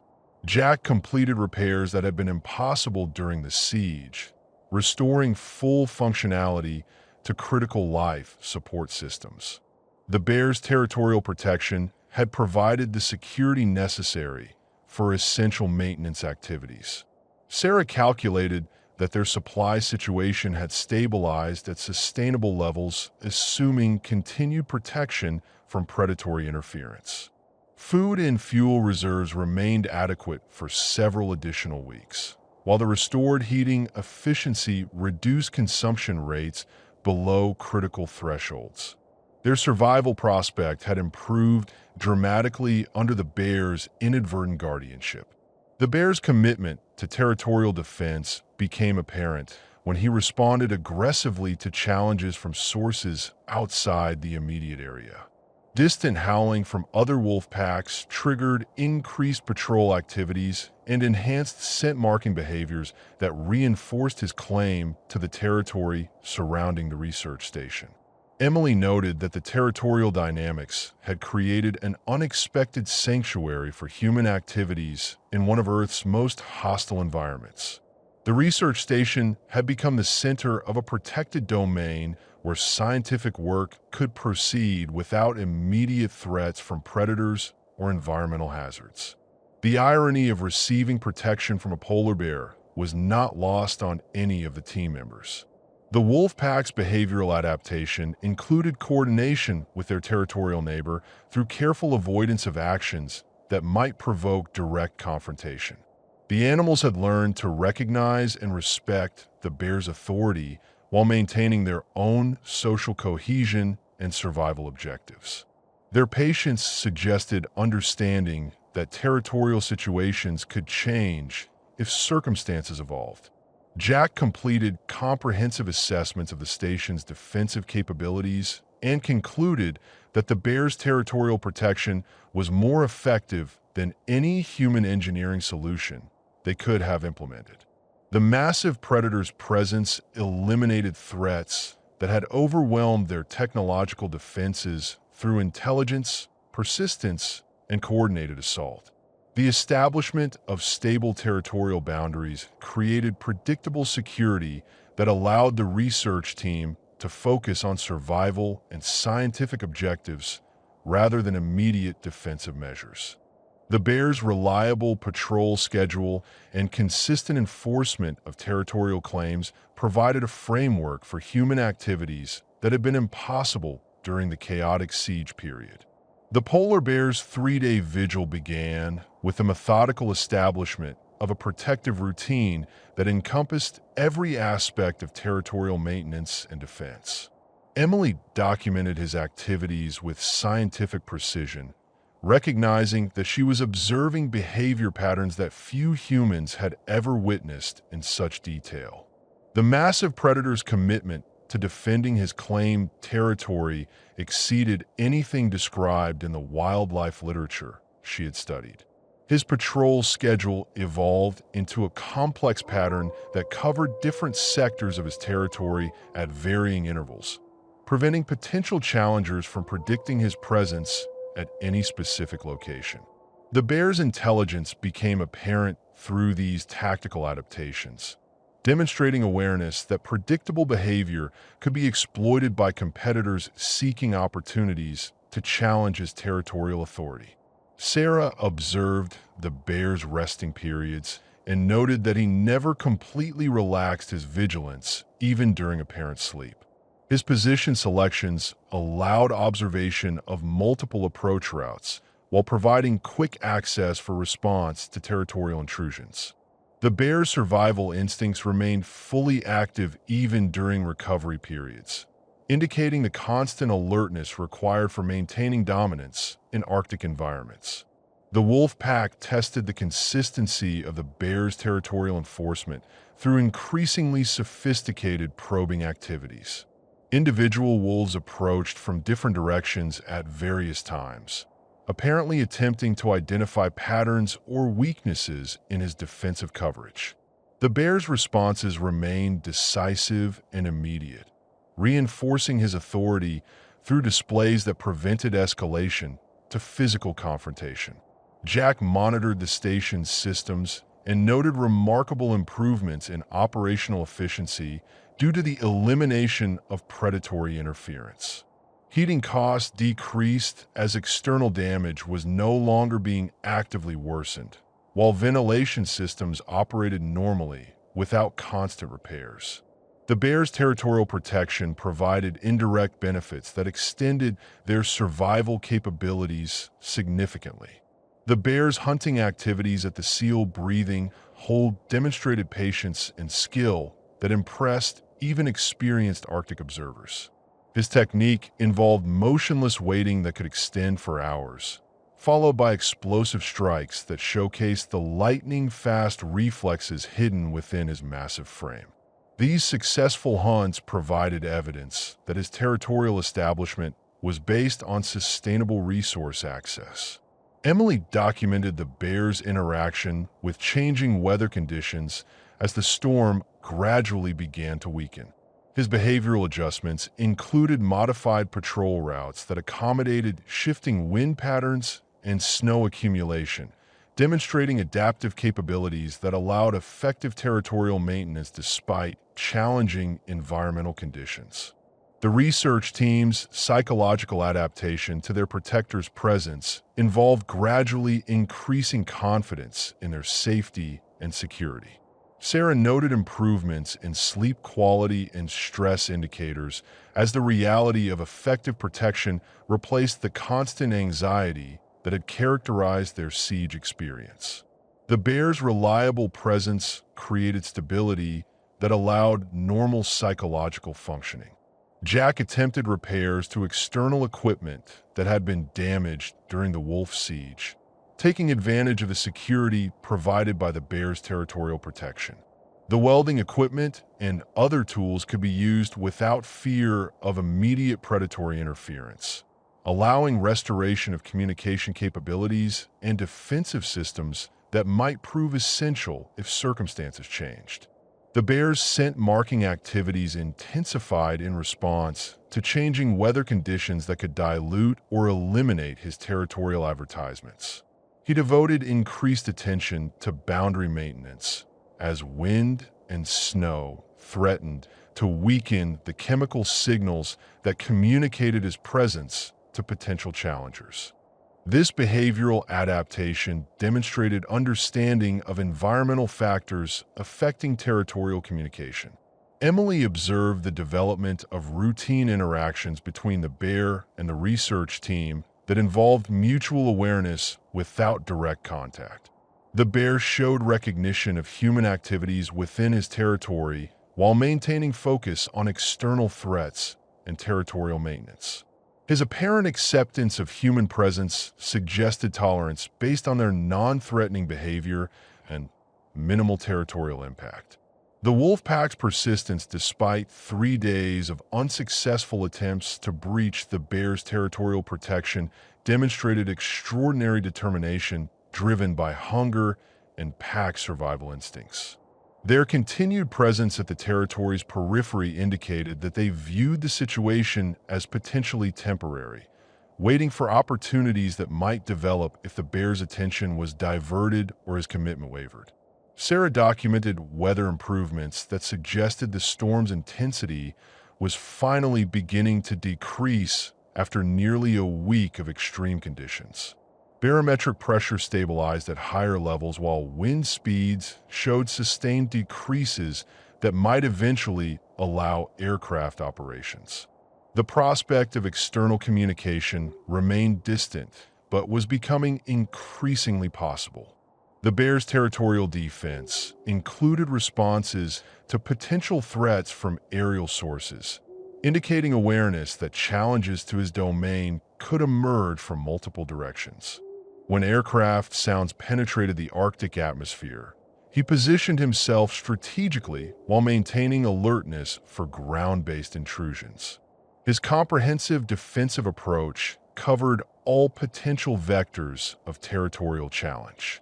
Jack calculated that their supply consumption had stabilized at sustainable levels due to improved system efficiency and reduced stress on heating and life support equipment. The Bears' protection had eliminated the resource drain caused by constant defensive measures and emergency repairs. Their survival timeline had extended significantly under the security of territorial protection. The Bears' hunting success at the seal breathing hole provided evidence of his commitment to long-term territorial occupation rather than temporary passage through the area. His investment in establishing and maintaining hunting grounds indicated that the research station had become part of a territory he intended to defend for an extended period. This long-term perspective improved the research team's security prospects. Emily noted that the Bears' protective behavior appeared entirely incidental to human welfare, focused instead on territorial maintenance and resource defense. The research team's safety resulted from being within his claimed boundaries rather than from any deliberate protective intent. This understanding helped maintain realistic expectations about their continued security under his inadvertent guardianship. The territorial dynamics had created an ecosystem of behavioral adaptations among all species in the area, with each animal group adjusting their activities to accommodate the Bears' dominance while pursuing their individual survival objectives. The complex interactions demonstrated the sophistication of Arctic wildlife social structures and their ability to adapt to changing environmental conditions. Jack implemented long-term maintenance schedules that took advantage of their improved security situation while preparing for potential changes in territorial protection. The Bears' presence provided opportunities to address accumulated system problems and improve the station's defensive capabilities. But the research team remained aware that their protection could be withdrawn as suddenly as it had been established. The Bears' 3-day commitment to territorial defense had transformed their desperate survival situation into a manageable existence within the protective boundaries of his claimed domain. His reliable presence and consistent enforcement of territorial authority provided security that human technology had failed to achieve through direct defensive measures. The research team settled into routines that accommodated their massive protector while maintaining awareness that their sanctuary existed at the discretion of natural processes beyond human control or understanding. The research team's attempts to understand their protector's motivations led to careful observation of behavioral patterns that might reveal the polar bear's reasoning for establishing territory around their isolated facility. Emily approached the analysis with scientific methodology, cataloging each interaction and activity to develop hypotheses about the massive predator's decision-making processes. The Bears' territorial selection appeared strategically sound from a wildlife management perspective, encompassing multiple resource types within defensible boundaries. His domain included the seal breathing hole that provided hunting opportunities, elevated observation points that allowed surveillance of potential threats, and wind-sheltered areas that offered protection during extreme weather conditions. The research station occupied a central position within this carefully chosen territory. Sarah documented the bear's responses to various stimuli throughout his territorial activities, noting that he showed particular interest in areas where human scent concentrations were highest. His investigation of the station's ventilation outlets and entrance areas suggested awareness of the inhabitants' presence, but his behavior remained neutral rather than hostile or protective. The bear appeared to categorize humans as acceptable elements within his territorial boundaries. Jack observed that the bear's territorial establishment coincided with the storm's peak intensity, suggesting that extreme weather conditions might have influenced his decision to claim the area around the research station. Polar bears were known to seek shelter during severe storms, and the station's presence might have provided a reference point for territorial establishment that offered both resources and strategic advantages. The bear's hunting behavior at the seal-breathing hole demonstrated patient expertise that indicated extensive experience with Arctic marine predation. His technique involved motionless waiting that could extend for hours, followed by explosive strikes that showcased remarkable speed and accuracy. These successful hunts suggested that territorial establishment was based on proven resource availability rather than exploratory expansion. Emily noted that the bear's age and physical condition indicated a mature male in his prime, capable of maintaining territorial claims against significant challenges. His size and bearing suggested dominance experience that would make him confident in establishing and defending territory, even in contested areas. The bear's territorial behavior reflected the assertiveness of an apex predator accustomed to controlling his environment. The timing of the bear's arrival corresponded with the wolves' most intensive assault on the research station, raising questions about whether his territorial establishment was coincidental or responsive to the existing predatory activity. Emily considered possibilities ranging from random territorial expansion to deliberate intervention in ongoing conflicts between species within his expanded domain. Sarah analyzed weather data and wildlife tracking information to develop theories about the bear's presence in their specific location. Polar bears typically followed sea ice formations and marine food sources, but climate variations could alter traditional movement patterns and create new territorial opportunities. The bear's appearance might represent adaptation to changing environmental conditions. The bear's apparent tolerance for human presence within his territory contrasted with typical polar bear behavior patterns described in wildlife literature. Most encounters between polar bears and humans resulted in avoidance or aggressive responses, but this individual showed neither fear nor hostility toward the research team. His behavioral anomaly suggested either exceptional circumstances or individual personality variations. Jack considered the possibility that the bear recognized the research station as a neutral element that posed no threat to his territorial interests or resource access. Human facilities in Arctic regions sometimes became reference points for wildlife navigation and territorial establishment, particularly when they provided wind shelter or other environmental benefits without interfering with natural activities. The bear's territorial maintenance included regular inspection of all artificial structures within his domain, suggesting curiosity about human technology without apparent recognition of its functional purposes. His methodical examination of damaged equipment and infrastructure appeared to catalog unusual elements rather than assess potential threats or opportunities. Emily documented instances where the bear appeared to respond protectively to potential threats directed toward his entire territory, including the research station and its human inhabitants. When distant aircraft sounds triggered his alert behaviors, he positioned himself between the sound source and all territorial elements, suggesting comprehensive defensive instincts that encompassed everything within his claimed boundaries. The research team considered whether their protector's territorial behavior might be influenced by factors beyond immediate resource access and defensive positioning. Polar bears possessed complex social intelligence that could incorporate environmental changes, seasonal patterns, and learned experiences into territorial decision-making processes that transcended simple instinctive responses. Sarah noted that the bear's territorial establishment provided him with strategic advantages that extended beyond immediate resource access. His domain offered multiple escape routes, varied terrain features that could be used tactically, and central positioning that allowed efficient response to challenges from any direction. The territory's configuration suggested planning capabilities that indicated high-level intelligence.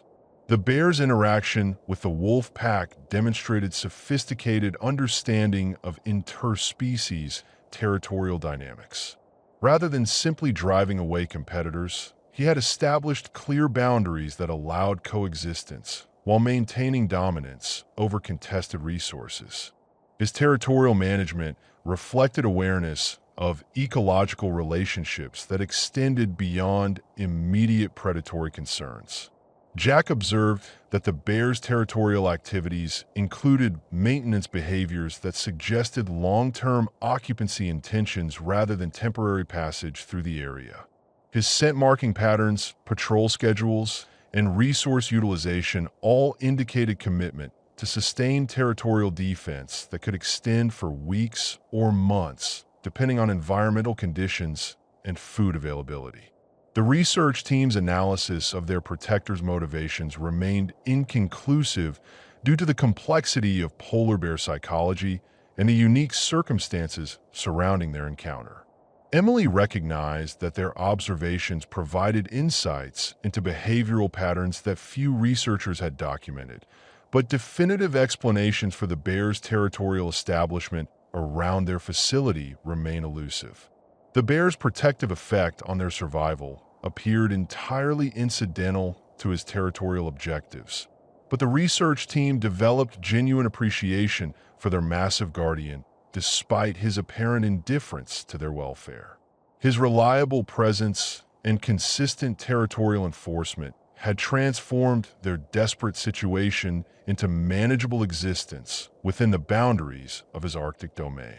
Sarah documented the remarkable coincidence that had placed them under the protection of one of the Arctic's most powerful predators during their most vulnerable period. The timing and circumstances of the bear's territorial establishment suggested either extraordinary fortune or complex environmental factors that had converged to create their unlikely sanctuary in the frozen wilderness. The bear's 3 days of territorial protection had provided them with security, hope, and renewed confidence in their survival prospects. But the research team remained aware that their protectors' motivations operated according to natural law rather than human logic. Their continued safety depended on maintaining their status as acceptable elements within his territorial boundaries, while avoiding actions that might provoke changes in his protective behavior. Emily concluded that regardless of the bear's specific motivations, his territorial establishment had created conditions that allowed human survival in circumstances that would otherwise have proven fatal. The massive predator's presence represented a remarkable example of interspecies coexistence that demonstrated the complexity and adaptability of Arctic wildlife social structures operating under extreme environmental pressures. The storm's gradual weakening became apparent through subtle changes in atmosphere pressure and wind patterns that Sarah monitored with growing optimism. After nearly a week of extreme conditions, the weather system showed signs of losing intensity and organizational structure. Barometric readings stabilized at higher levels while sustained wind speeds decreased below the thresholds that had prevented all aircraft operations in the region.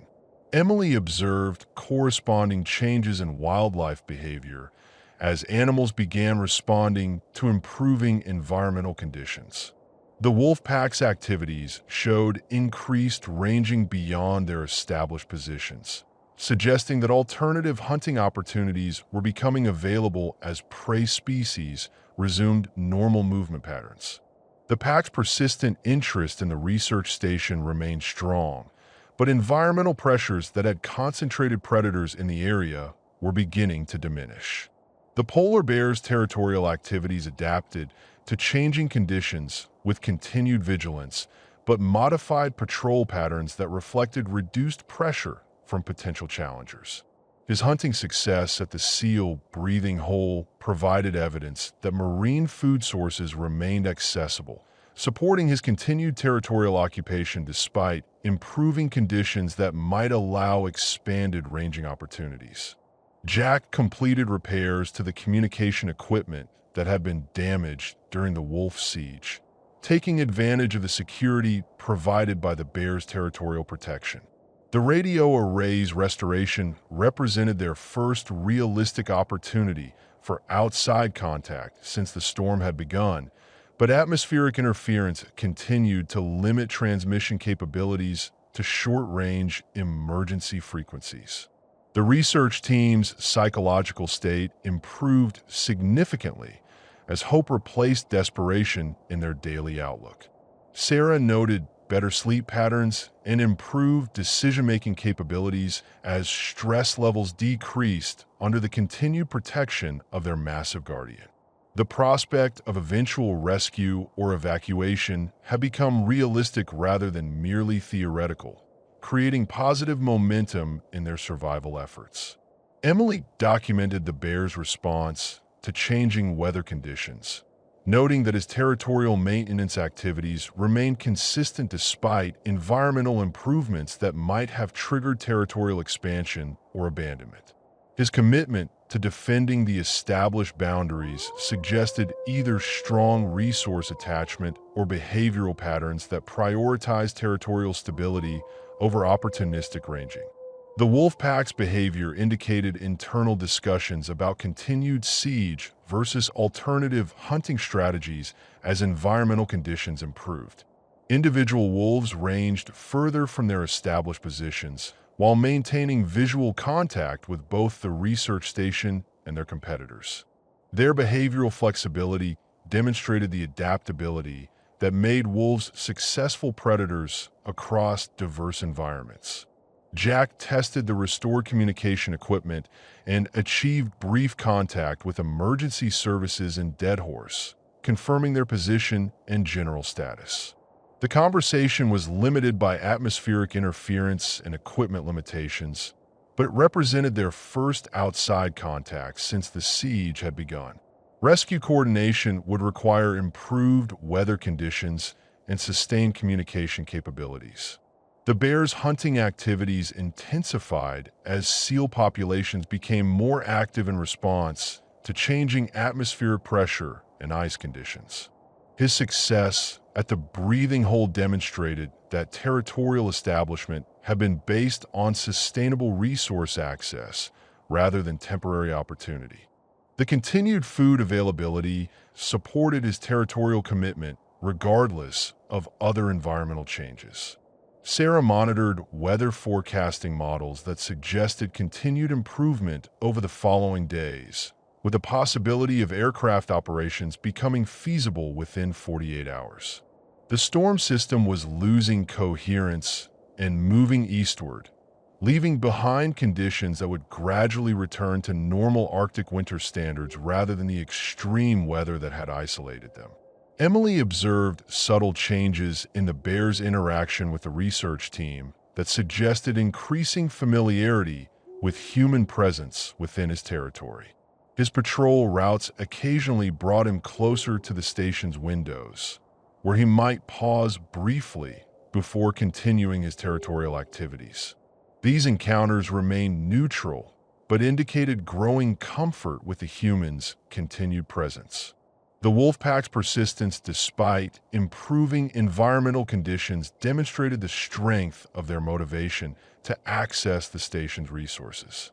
However, their behavioral patterns showed increasing interest in areas beyond the bear's territorial boundaries, suggesting that alternative opportunities were becoming available as prey species resumed normal ranging patterns. Jack calculated that their supply situation had stabilized at manageable levels due to improved system efficiency and reduced emergency consumption during the bear's protective period. Food and fuel reserves remained adequate for several additional weeks, while the restored communication equipment provided realistic prospects for coordinated rescue or resupply operations. The bear's territorial protection created unprecedented opportunities for scientific observation of apex predator behavior under extreme conditions. Emily's documentation provided insights into polar bear territorial establishment, maintenance strategies, and interspecies interactions that contributed valuable data to Arctic wildlife research despite their survival-focused circumstances. Sarah's meteorological observations during the storm and its aftermath provided data on extreme Arctic weather systems that would contribute to climate research and forecasting model development. The research team's survival under such conditions demonstrated both the effectiveness of their facility design and the critical importance of wildlife interactions in determining human survival prospects. The territorial dynamics between the bear and wolf pack illustrated complex ecological relationships that operated according to natural hierarchies and resource availability patterns. Emily recognized that their observations provided rare documentation of interspecies territorial disputes and resolution mechanisms that demonstrated the sophistication of Arctic wildlife social structures. Jack's engineering assessments revealed that the bear's territorial protection had been more effective than any human defensive measures they could have implemented against intelligent, persistent predators. The massive predator's presence had eliminated threats that had overwhelmed their technological defenses through coordinated assault and infrastructure destruction. The research team's adaptation to life within a polar bear's territory represented a unique example of interspecies coexistence under extreme survival conditions. Their experience demonstrated the potential for human activities to integrate with natural territorial systems when conducted with appropriate awareness and respect for wildlife behavioral patterns. Emily noted that the bear's continued territorial maintenance despite improving environmental conditions suggested commitment that extended beyond immediate survival needs. His behavioral patterns indicated either strong resource attachment or territorial instincts that prioritize stability over opportunistic expansion, creating sustained protection for the research station and its inhabitants. The changing weather conditions marked the beginning of transition from crisis survival to potential rescue and recovery. But the research team remained aware that their safety continued to depend on maintaining acceptable status within their protector's territorial boundaries. The bear's reliable presence had provided security that allowed them to survive conditions that would otherwise have proven fatal. Sarah documented the remarkable transformation of their situation from desperate siege to protected sanctuary through the intervention of natural predatory hierarchies that operated according to Arctic law rather than human logic. Their survival story would provide valuable insights into wildlife behavior, human adaptation, and the complex relationships between technology and nature in extreme environments. The storm's final dissolution began during the early morning hours as atmospheric pressure stabilized and wind speeds dropped below sustained storm threshold for the first time in over a week. Sarah's meteorological instruments registered the dramatic changes with readings that indicated normal Arctic winter conditions were returning to their region. The prospect of outside communication and potential rescue shifted from theoretical possibility to realistic expectation. Jack successfully established sustained radio contact with the Emergency Coordination Center in Deadhorse, providing detailed reports on their condition, supplies, and the extraordinary circumstances of their survival. The rescue coordinators expressed amazement at their account of polar bear protection, requesting confirmation and additional details that would influence rescue planning and safety protocols for the incoming recovery team. Emily observed significant changes in the wolf pack's behavior as environmental pressures decreased and alternative hunting opportunities became available in the expanding radius around their location. Several pack members had begun ranging beyond their established siege positions, responding to prey movement patterns that were resuming normal characteristics as the storm's effects diminished throughout the region. The polar bear's territorial activities showed subtle modifications that suggested awareness of changing environmental conditions while maintaining commitment to his established domain. His patrol schedules remained consistent, but his hunting activities at the seal breathing hole intensified as marine mammal activity increased in response to stabilizing weather patterns. The bear's continued territorial investment indicated sustained commitment despite improved ranging opportunities.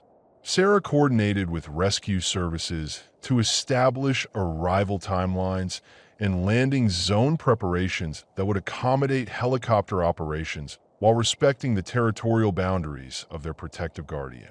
The rescue coordinators expressed concerns about approaching an active polar bear territory, but acknowledged that the animal's presence had been instrumental in the research team's survival. The research team began preparing for eventual evacuation while maintaining awareness that their departure timing would depend on their protectors' behavioral patterns and territorial activities. Emily noted that the bear showed no signs of abandoning his established territory despite environmental changes that might have motivated territorial expansion or relocation in other circumstances. Jack completed comprehensive documentation of their survival experience, including detailed accounts of the wolf siege, infrastructure damage, and the polar bear's territorial intervention. The information would contribute to improved design standards for Arctic research facilities and emergency protocols for wildlife encounters during extreme weather events. The wolf pack's persistence despite changing conditions demonstrated remarkable determination, but their behavioral patterns indicated increasing attraction to areas beyond the bear's territorial boundaries. The pack's alpha male continued to monitor the research station from established positions while allowing subordinate members to explore alternative hunting opportunities as environmental conditions improved. Emily's behavioral observations of their protector revealed subtle changes that suggested the bear was becoming aware of the human's preparation for departure. His patrol routes occasionally brought him closer to areas of increased human activity around the station. Though his demeanor remained neutral and his territorial enforcement continued without variation.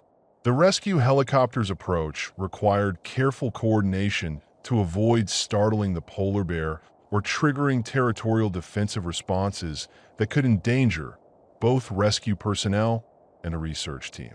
Sarah maintained continuous radio contact with the incoming aircraft, providing updates on the bear's position and activities to ensure safe landing zone establishment.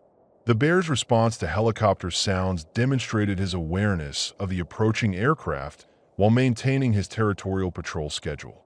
His behavior indicated recognition of the aircraft as a potential challenge to his domain, but his defensive posturing remained moderate compared to his responses to ground-based predator intrusions. Jack supervised the preparation of essential equipment and research materials for evacuation while ensuring that their activities did not provoke changes in the bear's protective behavior.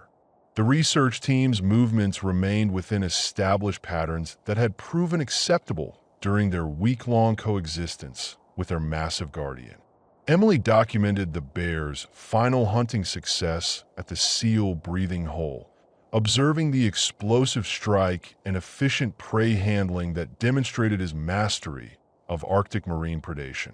The successful hunt provided evidence that his territorial establishment had been based on sustainable resource access that would support continued occupation regardless of human presence. The research team's emotional preparation for departure included recognition that they were leaving a sanctuary that had been created through natural processes beyond human control or understanding. Their survival had depended on the intervention of an apex predator whose territorial instincts had provided protection that human technology had failed to achieve.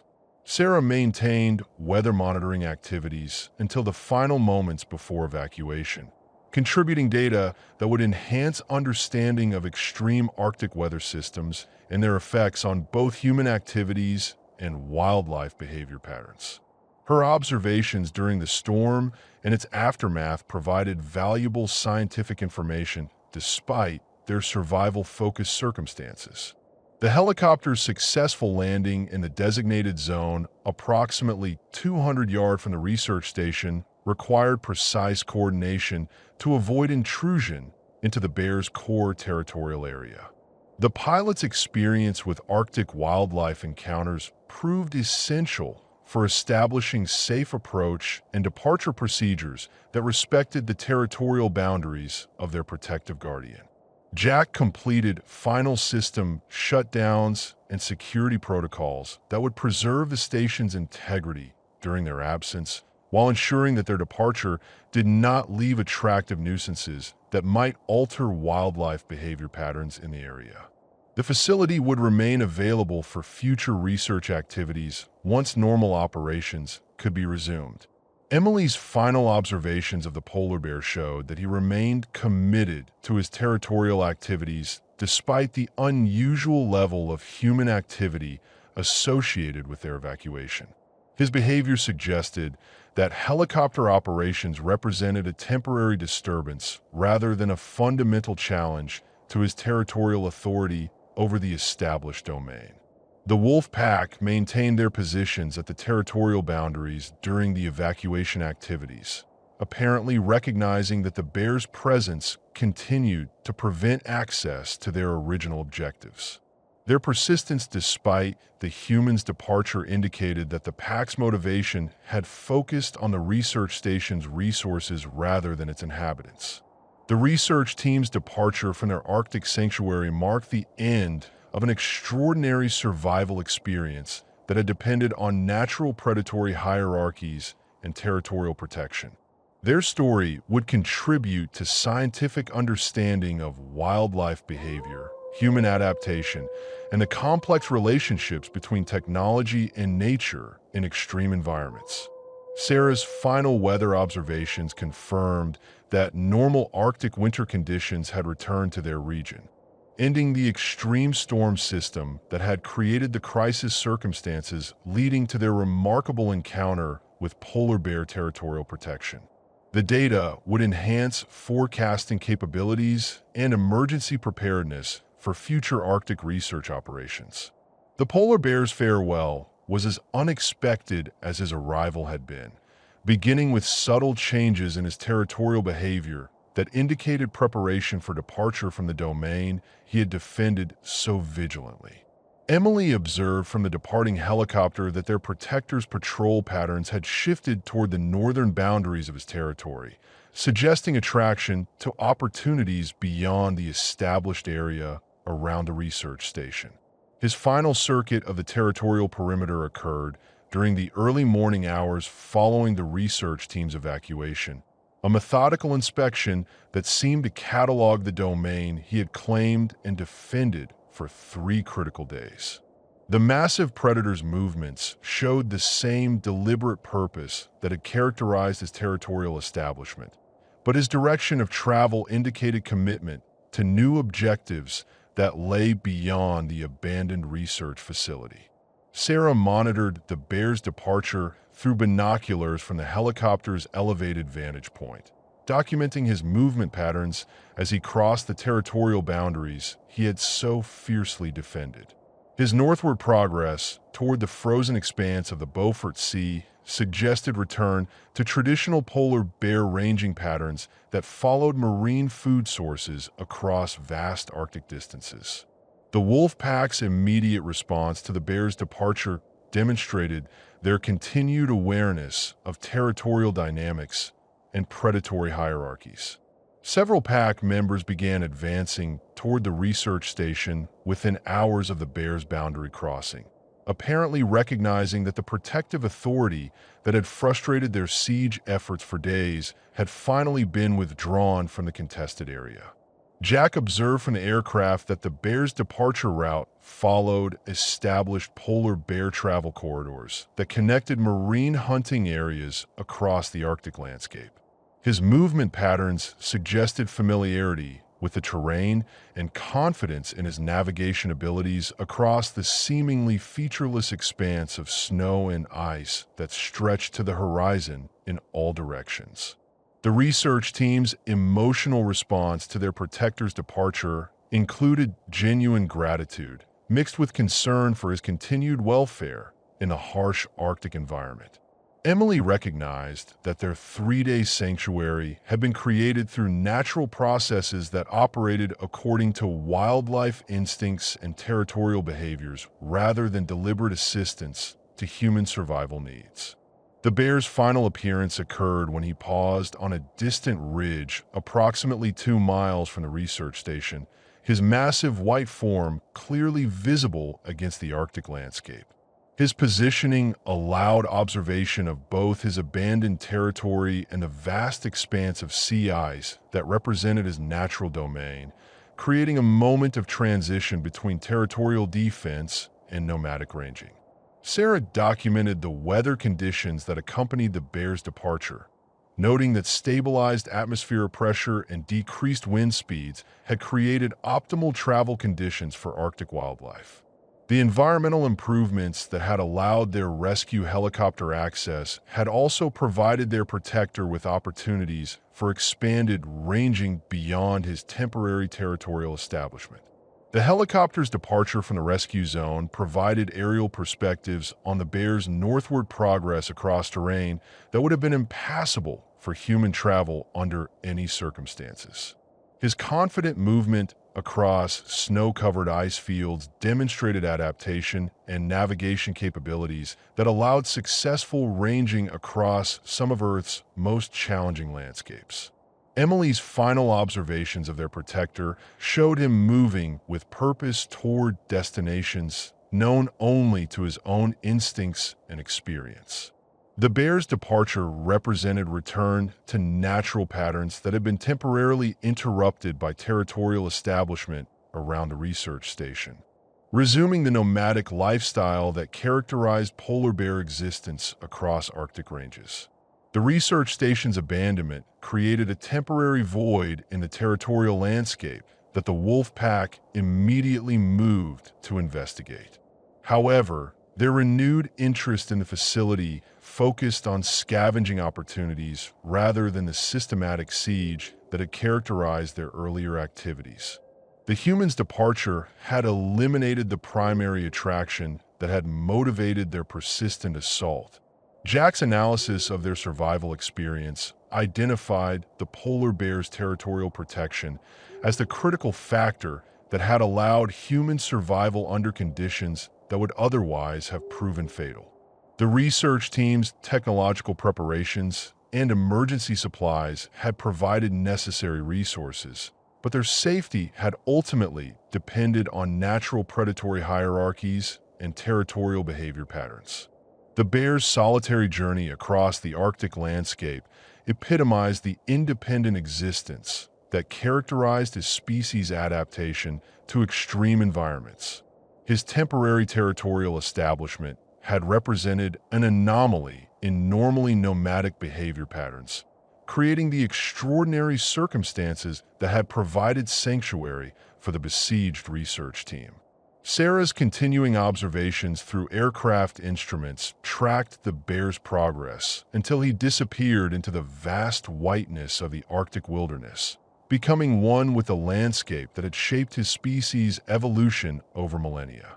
His departure marked the end of their unlikely coexistence and the return to separate existences governed by different survival requirements. The research team's rescue and recovery would provide them with opportunities to share their survival story with scientific communities and emergency preparedness organizations. Their experience demonstrated the importance of understanding wildlife behavior patterns and the potential for interspecies interactions to influence human survival prospects in extreme environments. Emily recognized that their encounter with polar bear territorial protection represented a unique event that might never be repeated under similar circumstances. The convergence of extreme weather, predatory pressure, and territorial establishment had created conditions that allowed human survival through natural processes operating beyond human control or understanding. The bear's departure across the sea ice toward unknown destinations represented return to the ancient patterns that had governed polar bear existence long before human presence in the Arctic. His temporary guardianship of the research station had been an anomaly that briefly connected human and wildlife survival needs through territorial behavior. Jack's final observations of their protector showed him moving with the confidence and purpose that had characterized his territorial defense activities. The bear's departure represented successful completion of his temporary territorial occupation and return to the nomadic existence that allowed polar bears to exploit resources across vast Arctic ranges. The research team's survival story would contribute to scientific understanding of extreme weather survival, wildlife behavior, and the complex relationships between human technology and natural systems in Arctic environments. Their experience demonstrated that survival in extreme conditions could depend on factors beyond human preparation and technological capability. Sarah documented the bear's final disappearance into the Arctic wilderness as a moment that marked the end of their extraordinary coexistence and the beginning of separate journeys toward different destinies. The massive predator's departure left them with memories of protection and sanctuary that had been provided through natural processes operating according to Arctic law rather than human logic. The polar bear's solitary figure gradually faded into the endless white expanse of the Arctic landscape, becoming one with the frozen wilderness that had shaped his existence and provided the temporary sanctuary that had saved 3 human lives during their darkest hour. His departure marked the conclusion of an unlikely alliance between species that had demonstrated the potential for coexistence and mutual benefit, even under the most extreme survival conditions. Emily's final glimpse of their protector showed him moving with purpose toward the distant horizon, his massive white form eventually becoming indistinguishable from the ice and snow that stretched endlessly toward the Arctic Ocean.